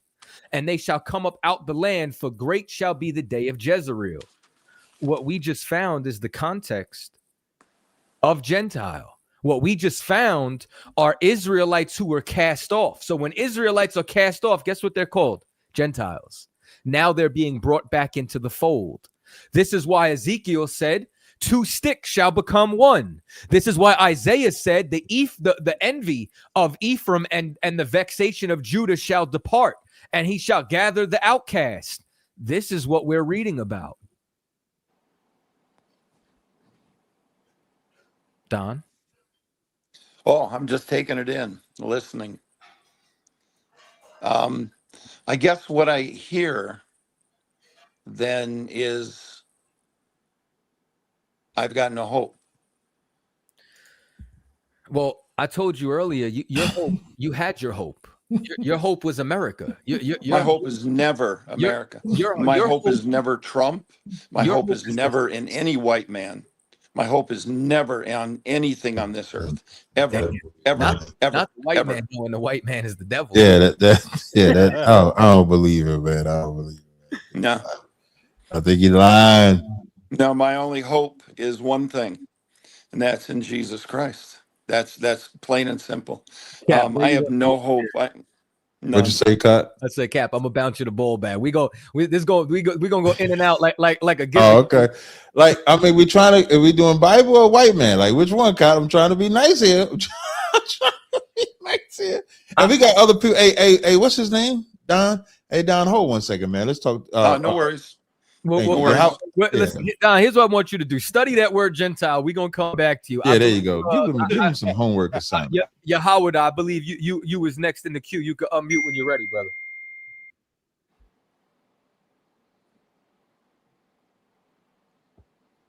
Yeah, Howard, are you there? Call another one. Can you hear me? Yeah, I can hear you just fine. Yeah, how about some? Y'all shut back up. Yeah, shut up. I really appreciate the work that you guys do. I study from you guys from time to time. I did have, so I'm gonna just get right into it because I don't want to take more time than I have to. So I have a question about like the history, because like we know that we're like the children of Israel, right? So my brother, I talk to him about this all the time and whatnot, and he like basically believes like everybody can be saved or whatnot. And he believes that the church that Christ was talking about when he told Peter, "I'm going to build my church upon this rock, and the gates of hell shall not prevail against you." Familiar with that scripture? Yes. Yeah, I'm sorry to cut you off real quick. 1 second, Jason. You got to have your camera on, and then we'll bring you on mute, and then we'll throw you back in the queue. State that question one more time. So you guys are familiar with the scripture when Christ was talking to Peter, right? And he said, "Upon this rock shall I build my church, and the gates of hell shall not prevail against you." Okay. Yes. Okay. So according to my brother, he says that this is the Eastern Orthodox Church, and basically, like I found it a little bit hard to find. Yeah. I'm sorry. That's a good one. Okay. That laugh, it kind of gave me a little bit of confidence because I myself have not been able to find too much information. You ain't gonna find that. I haven't found too much information about like the thing. What I've been looking for is like information on them like persecuting our people. And that's what I'm specifically trying to find so I can show this to them. And I've only found like minimal things. I did find that in the Byzantine Empire that they were like putting religious restrictions on us. They were heavily taxing us or whatnot, and there was like some discrimination, but I haven't been able to find certain details like how you can easily find shit about like excuse my language, find stuff about the like the Roman Empire. You can clearly see that they was persecuted. We can see that. So like basically what I'm really asking is like what information like can you tell me in like direction that you can point me in so I can find out everything that I need to know about the Eastern Orthodox Church? I mean, what do you I'm saying, what do you want to do? You want to join them? What do you want to do with these? No, I'm with you guys. I understand that we're Israelites. Here's what you want to do before you get to the Eastern Orthodox Church, right? Always remember, right? Don't just because they mention some Eastern Orthodox Church, and the reason why Kadazar asked you that question is because that has nothing to do with what Peter said. I know that.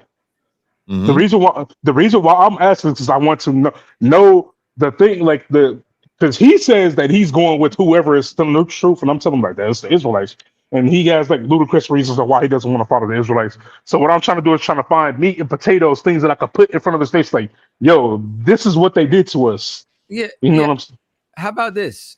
How about Christ only came for Israel? Because I know the Right. Orthodox Church teaches, you know what I'm saying, salvation for all people. I'm pretty sure the sects of that teach that Christ is God. Or listen, if you know the truth, you ain't got to worry about what the lie is. Their doctrine is wrong. It don't even matter what the history of that church is. There was a schism at one point. They think they're the real church and they have the authority. The Catholic Church thought that they had the authority. Both of them are full of shit. And that schism came in 1054 AD. So Okay. it's yeah, so I'm just gonna read this. They try to lay claim to 33 AD with the Pentecost. That's what they try to lay claim to. And it says, while initially unified with Western Christianity, the Eastern and Western churches gradually drifted apart due to linguistic, cultural, and political differences. The defining moment of separation occurred in 1054 AD during the Great Schism, which Kadazar mentioned, when the Eastern Patriarchs and the Pope in Rome formally split due to disputes over papal authority and theological doctrines like the Philot. Today, Eastern Orthodoxy consists of a communion of self-governing religious churches. The way you destroy Eastern Orthodox, to directly answer your brother's question, is about the truth. Why would I have to go to the Eastern Orthodox when I have the Bible in front of me? If Christ says he only came for Israel and the Eastern Orthodox said he came for everybody, who's lying? Eastern Orthodox also believe Jesus is God. If Christ says he has a God, who's lying? Ask him if in Eastern Orthodox, who's the ethnicity, or can anybody be an Israelite? If he says we can all be spiritual Israelites, but the Bible says as long as you see the sun, moon, and stars, Israel shall be a seed before him, who's lying? The Bible is the only source. You know why we win in ISUBK? Because we use that Bible. If there's a piece of history that agrees with the Bible, then we side with that piece of history. But if that piece of history does not agree with the Bible, then we don't. The Bible is the primary source. Eastern Orthodox is a tertiary source that's trying to align itself with the Bible, but it's lying at the same time. Jesus can't be God. I guarantee you they believe Joseph is not the biological father. They believe you dying and going to heaven and hell. All of those things are not substantiated in the Bible, and they won't teach that the white man is going into slavery. The African man is going into slavery. The Arab is going. All these nations that touch the apple of God's eye is going into captivity. They're not teaching that either. So if your brother really wants your brother, this your blood brother? Yeah, that's my twin brother. I ended up calling you it actually before during one of your car chronicles, and I was talking to you about some stuff with us, which has been solved since then. But yeah, this is my twin brother. Yeah, this your twin brother. Tell him don't be the white man's slave. Be a free man.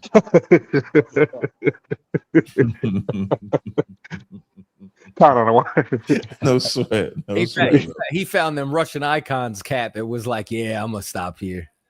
Yeah, some shit like that. Yeah, he was like, Black Madonna, you don't say.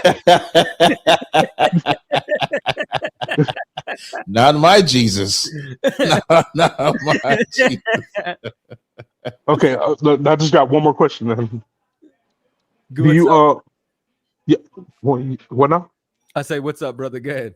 Yeah, so do you guys personally know of any history of of the Eastern Orthodox, like their church persecuting like the Hebrews, other than like what's shown like in the Byzantine Empire?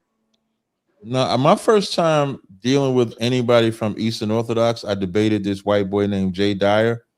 That was the first time I ever dealt with Eastern Orthodox. I had never really heard of them until then. So I don't know too much about the Eastern Orthodox.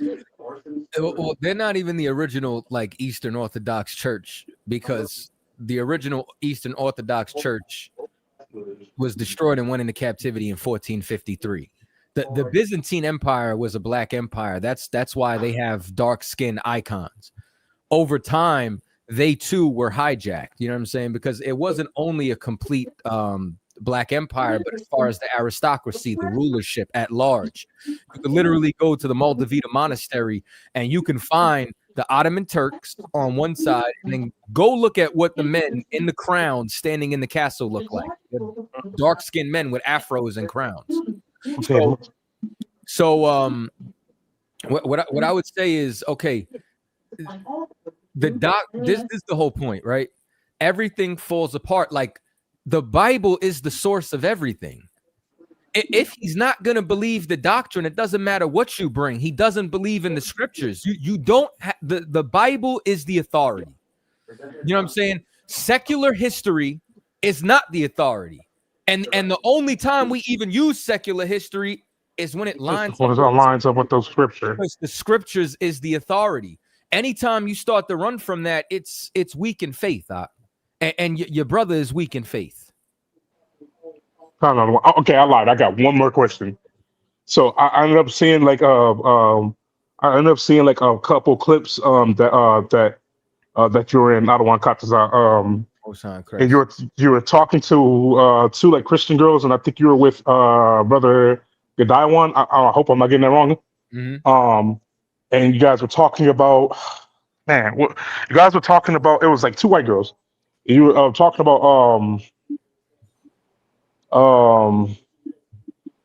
about America's supposed to be a Christian nation, and one of them was like, "Oh, it's definitely not." And then you said something about Trump being a Christian, and they said like, "Oh, he's not a Christian or whatnot." But I've been trying to find like the entire video of that. So I don't know if you already have it out, or if I have to be like a subscriber to one of your channels, or I have to pay like a premium or something like that. Whatever it is, I just want it.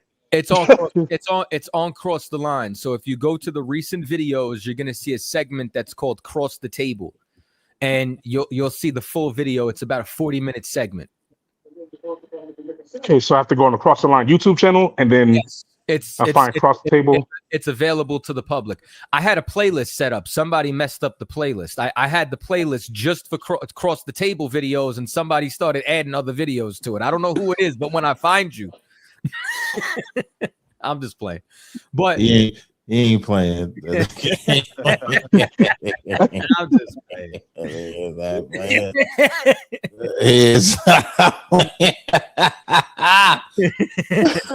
But but yeah, check it there. All right, for sure. Yeah, it was nice talking to you, brothers. It's like kind of like literally talking to celebrities, if you will, So you crazy, man. Cap, the most famous Negro here. All right. You see, he said Negro, so you don't forget Ephraim. That's why he said it like that. The most famous Negro. I'm the most famous Ephraimite. That's what he really trying to say. That's what he trying to say. Nah, that's not true. But you know what's funny is how I was talking to somebody the other day. One day, me and Cap were having this conversation, right? And I said something. And he was like, yeah, he's like, Kadaza. He's like, that's why we sold your ass into slavery. He was talking about Joseph. He was talking about, all the way back. And then I had to turn around and tell him, I'm like, yeah, and that's why y'all came into Egypt begging for food stamps. Oh, yeah. Okay, all right, for real. This is the last question for real. Can I come and feast with y'all? Yeah. When's the next? Why the hell ain't you? Where do you live at? I live in Milwaukee. I met up with Captain DeBar, I believe his name is. Yeah, he got a school out there. You should be under him. I mean, I'm not going to do that because I'm prospecting already with somebody else. Hey, let me ask you a question. What's 5 + 5? 10.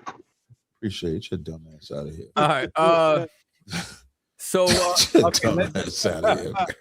we'll come back to the other two in a second. Jason, I know you've been waiting, and Cap, I believe this one's for you. What you talking about, yo? What you talking about? It's a setup. Jason, you come. That dumbass nigga talk about I'm prospecting for somebody else, but he coming to us for counsel. That's crazy. When I got the ISUBK, I have never went to nobody else for counsel. and questions and stupid shit like that. Hey, better you do it than me. You know what I mean? I'm tired of being the bad guy. We need Yak with the braids. I got Jay, braids. you ready? I got braids. That's he's here. He has arrived. Who we talking to? We're talking to Jason. What's up, Jason? What's going on, Cap? Hey, I appreciate you, man. Thanks damn. for helping me try to get hooked up. What's going on, man? Captain Appreciate it. Kazariak, how's it going, brother? I'm going pretty good. How can I help you? Yeah, brother. I've been trying to set something up with you, brother. Set something up like what? Are you trying to unalive me? What you trying to do? No, brother. No way, brother. No, just a debate, brother. On a You new want to debate on? You said on a what? Yeah, I don't know if that's me or you. You said on a neutral platform? Yeah, bro. Mm-hmm. You one of them scary niggas, huh? Yeah, I was. That man said, "I only want to debate. I only want to debate where it's safe." I go everywhere and debate. I love away games. Right. Away games are the best games. Just FYI. That man said he wanted. Unbelievable. It's unbelievable. You want to be home and comfortable and shit. I think he's because he on the road. All right, well, let's talk to somebody else. I was hearing just fine. I can hear you. Him now, brother. Yeah, I can hear you. Okay, Cap. No, that's fine, brother. I'm just saying, last what time you want to debate? Okay, well, what I'm saying, Cap, is last time I called you when you were on TikTok, not on Car Chronicles. It was when you started going on the panel. I asked you a few questions. You clearly didn't know the answers, and then you told me quit peeing around and just be direct. Then you basically told me that the Most High God, when I took you to Deuteronomy, you said the Most High God put his name in your captain or General Yohana. And then you told me that you're silly 5+5 and you booted me. So that's why I was saying the neutral platform. So every time we've had these conversations, man, what is the conversation you want to have right now? What is it? What is the subject you want to debate? Okay, well, just like when you brother, I know you got to know. 45:17 doesn't. I don't know. I don't. When you say I gotta know, saying that. Can you tell me what you want to debate?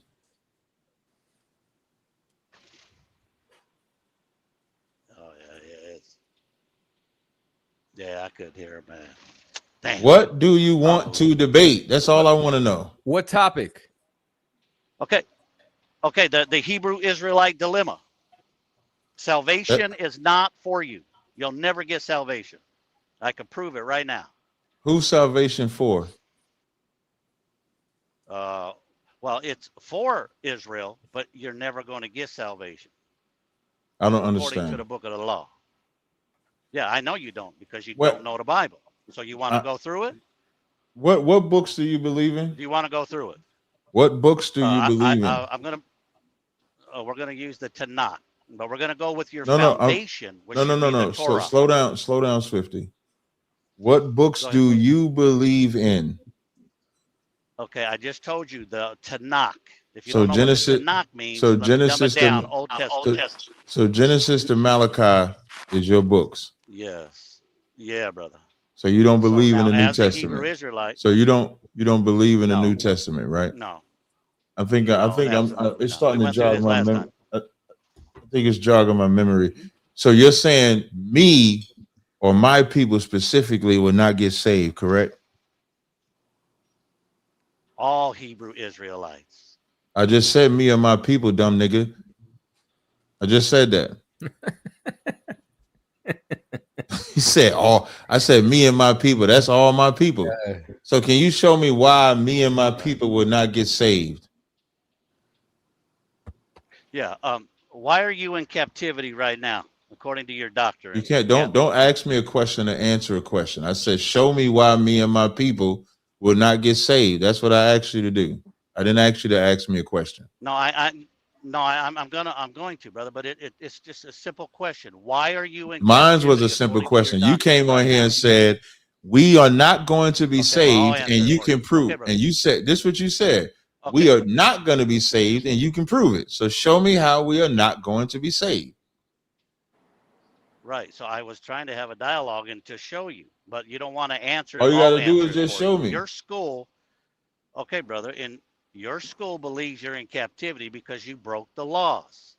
You teach and your school teaches to get out of captivity, you must come back to the Most High and keep the laws. So my question, which you're not going to have an answer for, as you, Captain, from the tribe of Judah, so don't say a priest, a woman, a farmer, a child. How many laws do you have to keep? Give me the number that you have to keep as a man from the tribe of Judah. I don't know the number of laws I have to keep. Oh, now look at how ridiculous your doctrine is, Cap, what you just said.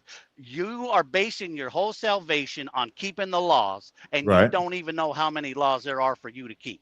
No, but How I you do get out of keep it captivity?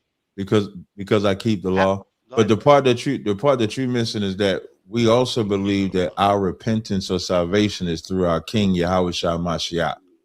Without Christ, Okay. we Is don't that believe that uh-huh. anybody is saved. So if I didn't have Christ, nobody was saved. Now let me show you how stupid you are with numbers. Most people talk about 613 laws. Now you were specific about Judah, so I would imagine that that number is not 613. So there is no such thing as a number of laws. You keep the laws that apply to you. If I'm a farmer, there might be farmer laws. If I'm a man of money, meaning like a loaner of money, there's laws with that. But if I'm not a man of cattle or land or anything like that, there's laws that just don't apply to me. So I keep the laws that apply to me. So I don't think of it as a number like non-spiritual people do. I just don't break the law. Okay, you don't break the law. So, No. for example, at your house right now, do you keep Deuteronomy chapter 6? What does it say? Yes or no? What does Deuteronomy So how do 6 you say? keep it if you don't even know it, brother? What Deuteronomy 6 is a whole chapter. What does it say? No, brother. Like Come you're on. not It's a like famous, I'm gonna tell you, brother. I'm gonna tell Oh you my God. You when slow, bro. You no, slow, you're bro. slow. Like you're slow because you said slow, Deuteronomy Cap. the 6th chapter when it's a whole chapter. Yeah. It's a whole chapter. And this is what I mean. This is why I said you made a point to say on TikTok that I said stop tiptoeing around and get to it. And then I have to say the same thing now. Yeah. Stop tiptoeing around and get to it. You were supposed to show how I'm not going to be saved. None of my people. Okay, you ready? You have yet are you to ready? show it. Yes, show it. Are you ready? Yeah, I'm waiting for you to show it. Okay, are you ready? Get to it, man. And we're about to bring All right, Michael let's go. Jackson Let's up go here, to man. Yeah. No, let's go to Deuteronomy 30. So what happened Now, to this is the Deuteronomy Most High 6? God. Okay, Deuteronomy No, 30. no, you don't know Deuteronomy 6, so I'm just going to get I right don't- to it. right, I'm not going to waste right. your time no more. Right. Yeah, Deuteronomy 6 is a famous Shema, brother. It's where you keep some laws, you hang them on your doorpost. You should know this by heart. Or But you anyway, hang them on you your don't know door. the Bible. You hang them on your So, doorpost.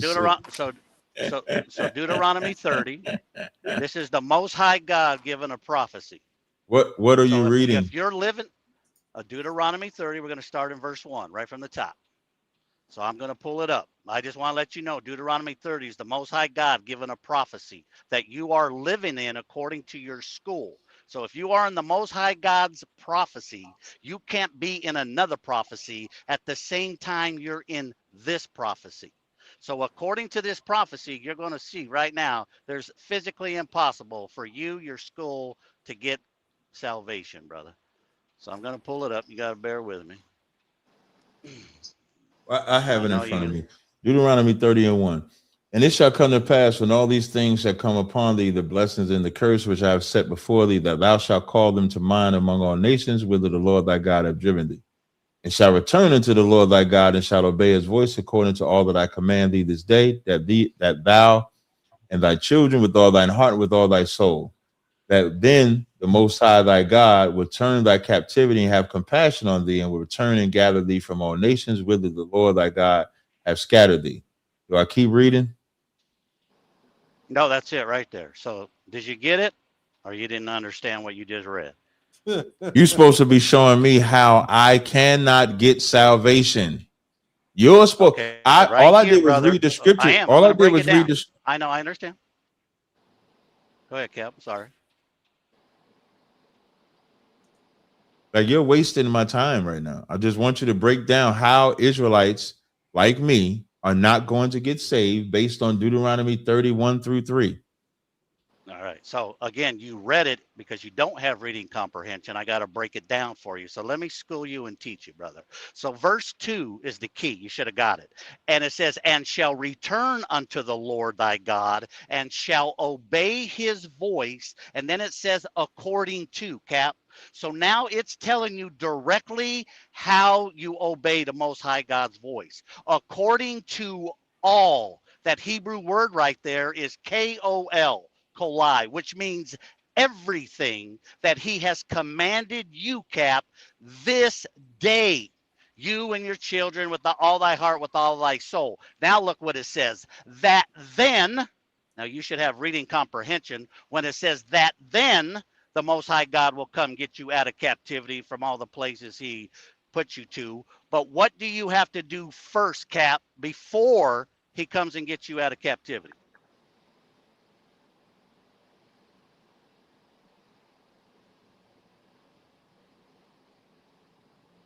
Brother, can you get to the point where we're not being saved? I just asked you, can you answer the question?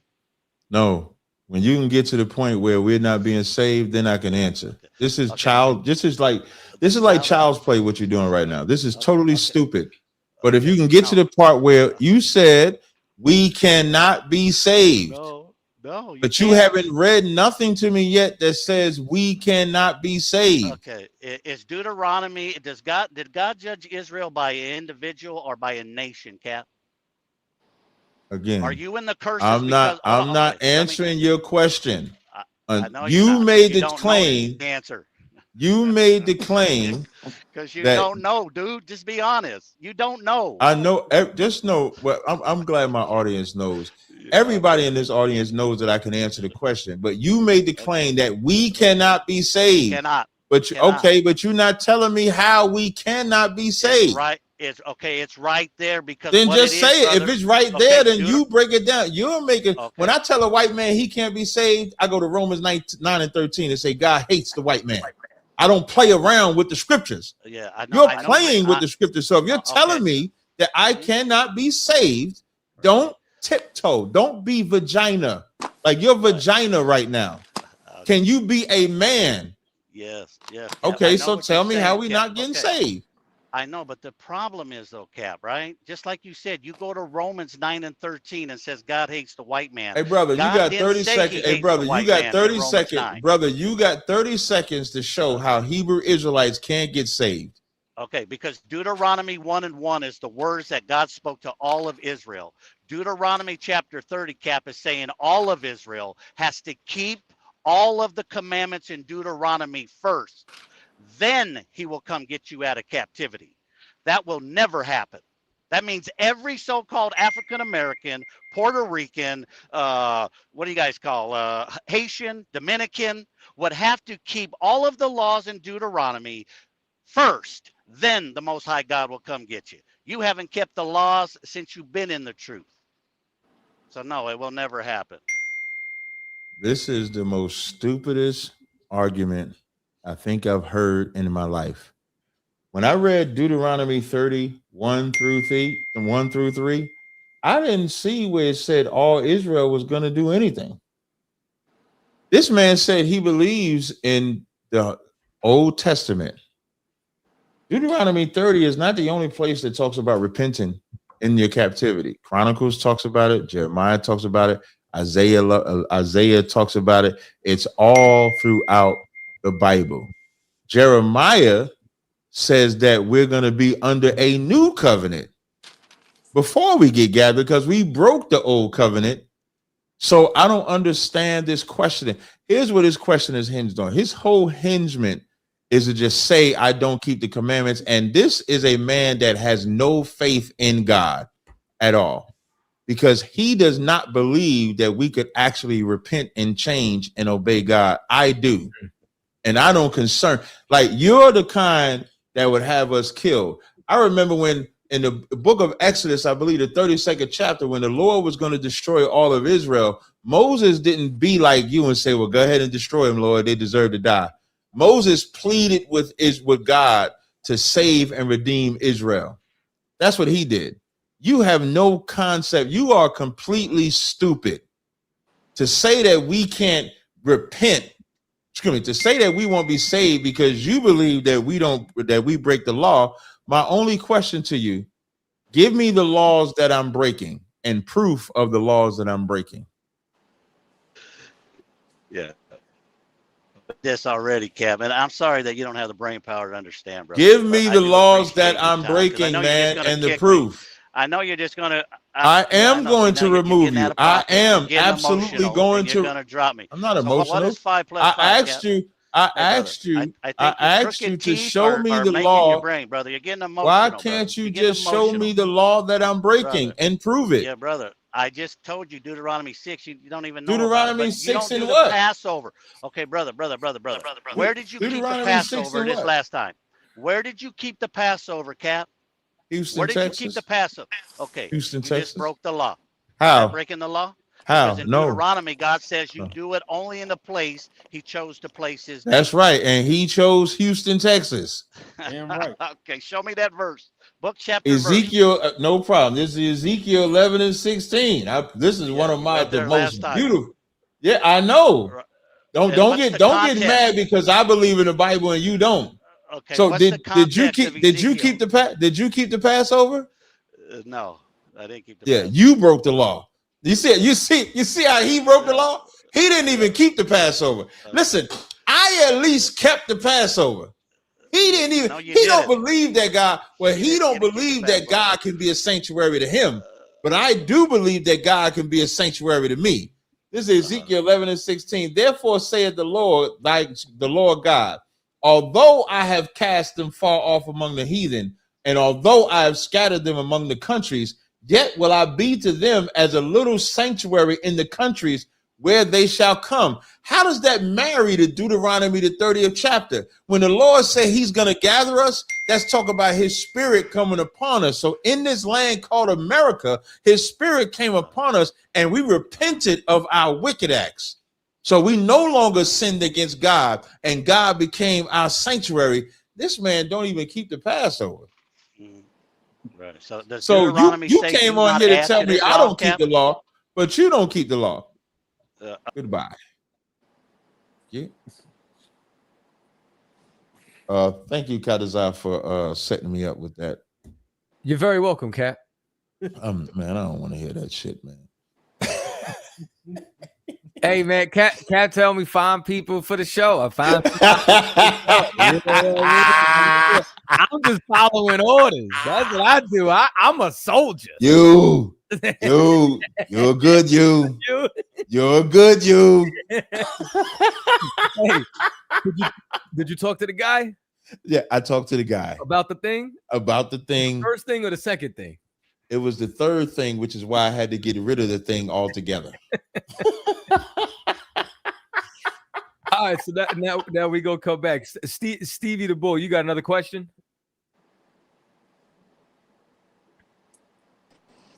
Yeah. So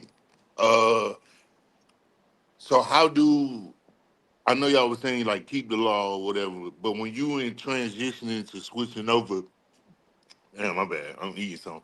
When you in transition switching over, how, you know what I'm saying? Like I smoke cigarettes, bro. You know what I'm saying? I know that's wrong. I've been through this wrong. You know what I'm saying? How many cigarettes you smoke a day? So I smoke a pack, bro. Right, got you. I smoke a pack. I ain't even gonna stop. Got you. So you smoke a pack, right?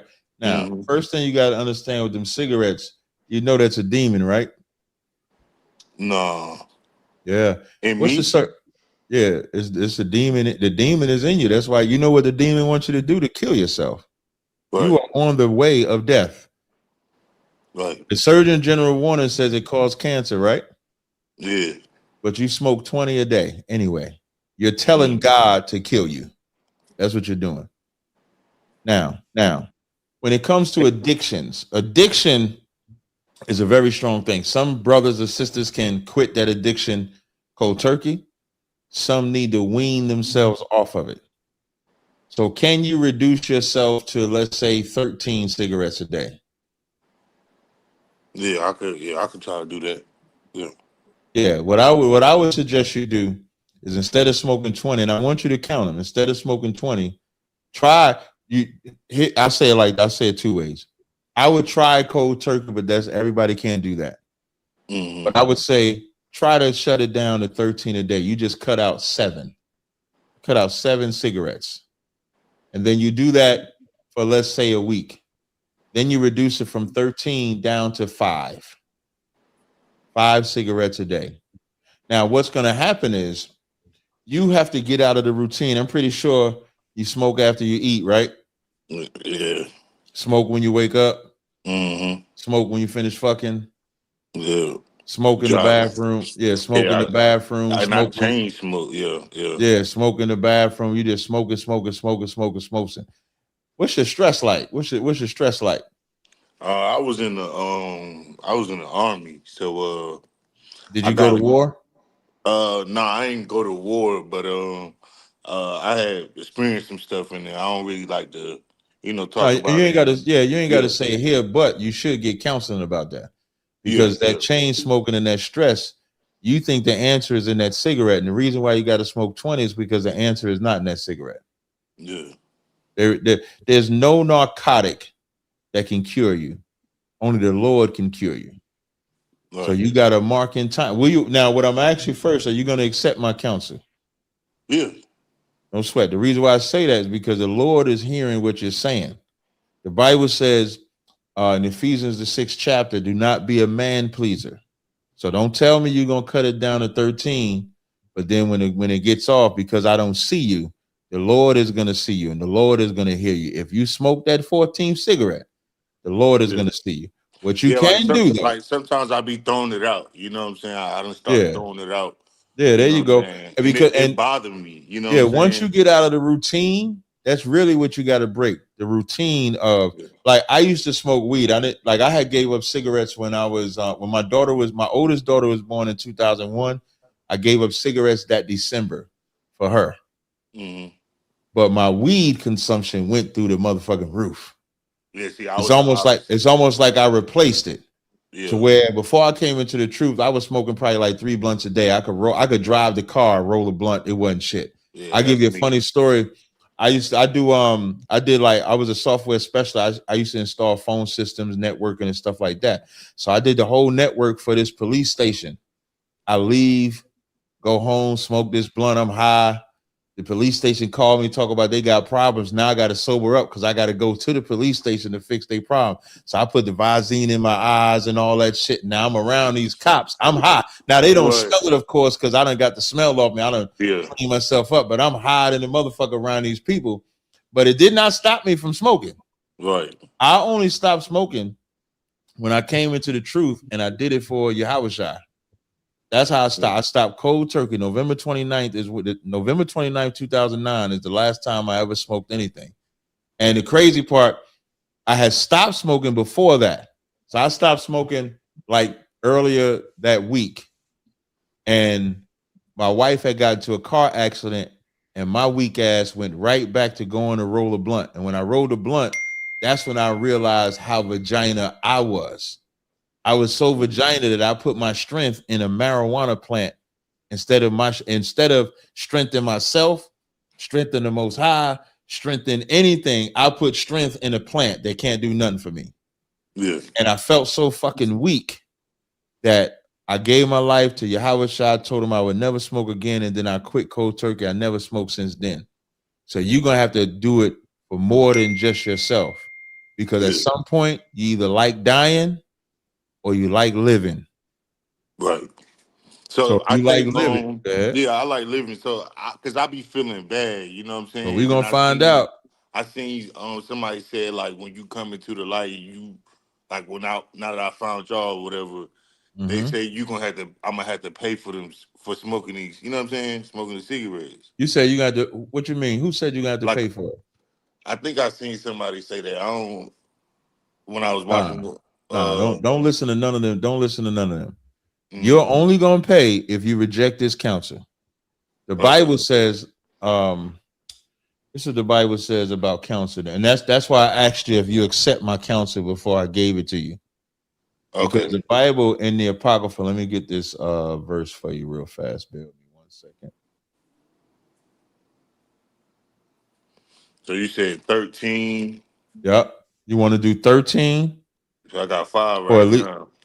right. So you want to do 13, want to bust it down to 13 for let's say a week. And then after that week, bust it down to 5. Now, if you have the strength to just start at 5, like you said, you got 5 right now. Let's say you smoke that 5. Or let's say you try not to smoke that 5. Maybe the Lord will put his spirit upon you. You might not smoke again after this call. After this live, you might strengthen yourself and just never smoke again. You can do it. That's why I told you my story, because I could do it. When I threw that down and gave my life to Christ, I never picked up a blunt again. And I've been around it. I smell it, all of that. And I've never had a desire then. So you can actually either stop right there, throw them 5 away and stop, and just battle. Like, go through the pain. Like, the reason even you chain smoking is because you built up an intolerance. So whatever you was getting from that cigarette, you're not even getting no more. That's why you got to chain smoke them. Because you done built up a tolerance for them. So the thing, when you stop smoking, your brain is going to feel different. You're going to feel wired because your body is going to crave it, because you done now made your body addicted to the nicotine, addicted to the habit. And so your body is going to crave it. So it's not going to come without a fight. But if the Most High is worth that fight, you'll fight. If you can't fight, if you're not ready to fight, I gave you a regimen that if you follow, you can wean yourself off it and you can do it. So those are the options that I give you. This is I'm gonna give you a couple of scriptures. This is Ecclesiasticus 32:19. It says, "Do nothing without advice, and when thou hast done, repent not." Another scripture that I'm gonna give you. This is a scripture that I read to every brother that comes into the truth. This is Ecclesiasticus, the 2nd chapter, starting at verse 1. I'm gonna read to verse 5. It says, "My son, if thou come to serve the Lord, prepare thy soul for temptation. Set thy heart aright and constantly endure, and make not haste in a time of trouble. Cleave unto him and depart not away, that thou mayest be increased at thy last end. Whatsoever is brought upon thee, take cheerfully, and be patient when thou art changed to a low estate. For gold is tried in the fire, and acceptable men in the furnace of adversity." You are in that furnace of adversity. I pray that you never smoke again and you just get burned in the fire, and let's see how much your weight is worth in gold. That's what you should want to see. Hey, do you know who Adrian Broner is? Well, the boxer. The boxer. You see him and Dean the Great. You see the content they got going. Yeah, I be seeing the clips. Yeah. You see how they've been doing all that drinking and everything like that. Yeah. In the past week or so, he's been exercising. You see, I don't know if you know, but he had that big ass belly, that belly that he chopped in half because he gave up his vices. Yeah, I ain't really been watching. Yeah, when he gave up his vices, he hit that treadmill, he fighting and he focused. And a lot of the reason why he lost a lot of the weight, because a lot of his weight wasn't from fat, it was from inflammation, from constant drinking, partying, XYZ like that. If that man can do that and he's in the world, you as an Israelite man should strengthen yourself to never smoke a cigarette again. You can do it out. And then when you tell that story, do you know how inspiring you can be to other brothers, that when they hear that you stopped after chain smoking 20 a day, you didn't smoke them 5, how you could be a story, you could do it. And then whatever you going through, like what you said with the military and stuff like that, you in the Durham school, you can go and get counsel. And brothers are born in adversity. And them brothers can help you. And them brothers will help you. North Carolina got some of the best brothers. So that's my counsel, brother. That's my counsel. That's my counsel. Yeah. And when you said I was from the tribe of Judah, right? Right. Like how you know? Like how you like, because you said you was a so-called black man, but like let's say the more you come to class, the brothers are gonna ask you questions about your history. And the more they know about your history, the more they'll tell you who you are. Okay. So yeah, I only been to like 2 classes. So Just keep going. yeah. All right. Yes, I sir. remember my second class. Yeah. So my first one, it was different. It was the TV was up, and it was one of the generals. Probably General He took- Hyman. Yeah, and he was teaching. We was having like a little back and forth because I had like 20 questions, boy, in my first class. You know what I'm saying? That's right. He answered all of them. You know what I'm saying? Because I was telling him, I don't know if y'all was in that class or not, but my pops, he preached, so it's kind of like it's like I ain't gonna say it's a secret or nothing, but you know what I'm saying. I don't need that's gonna shake everybody world. You know what I'm saying? Like It's not for you. You don't have to listen. When you did any evil, did you announce all the evil that you did to everybody? no, Then, brother, just get yourself right. Don't worry about who knows and who don't know. yeah, Just get yourself right. That's your focus. yeah. Don't worry about nobody else. Just get yourself together. That's what you need. You do that, you'll be better. Trust me. All right, and I was just wondering. So, what about Juneteenth? That's still pagan holiday, or No, Juneteenth is not a pagan holiday. all right. Because I know we can't, you know what I'm saying, celebrate holidays. Right. But, No, you fine with Juneteenth. That's but fine. I did see something. I don't know if you ever heard of it. They said like that ain't. It was still Kentucky and Delaware still didn't. They was the last ones to abolish it, and it was like in December of that year. Mhm. So it won't really Juneteenth.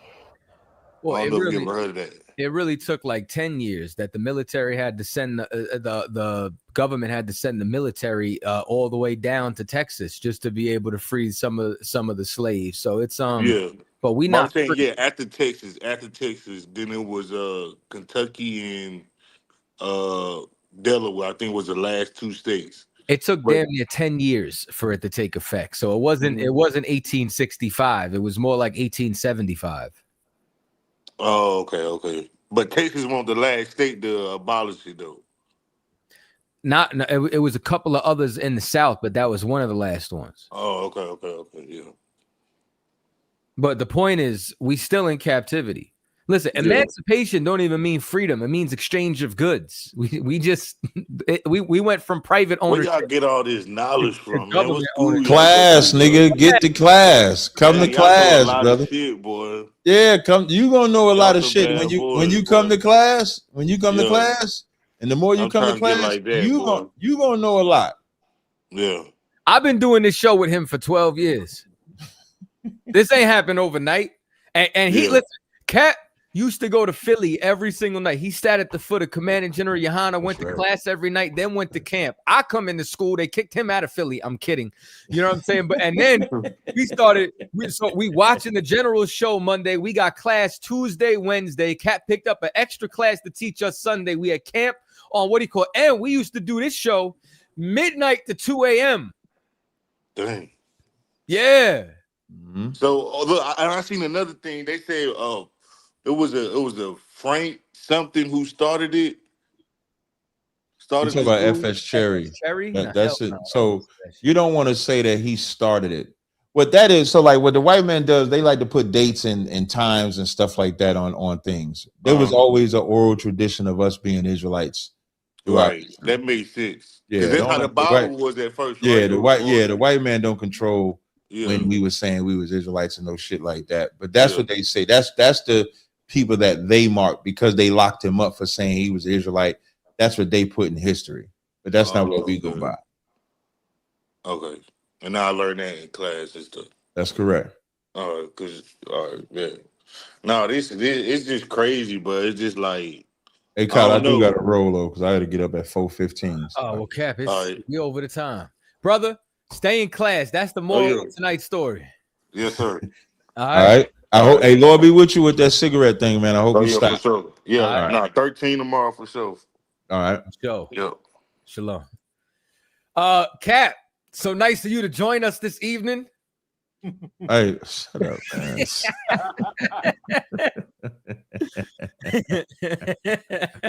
Hey, to this dude, some dude named DNA Tooth. I don't know who you are, but you know, anybody that want to debate, you could have came on the live stream all day. You did not. I don't know who that DNA He's Tooth been is. talking all night, but he ain't It's an clicked the open link. platform. Yeah, the link's been pinned.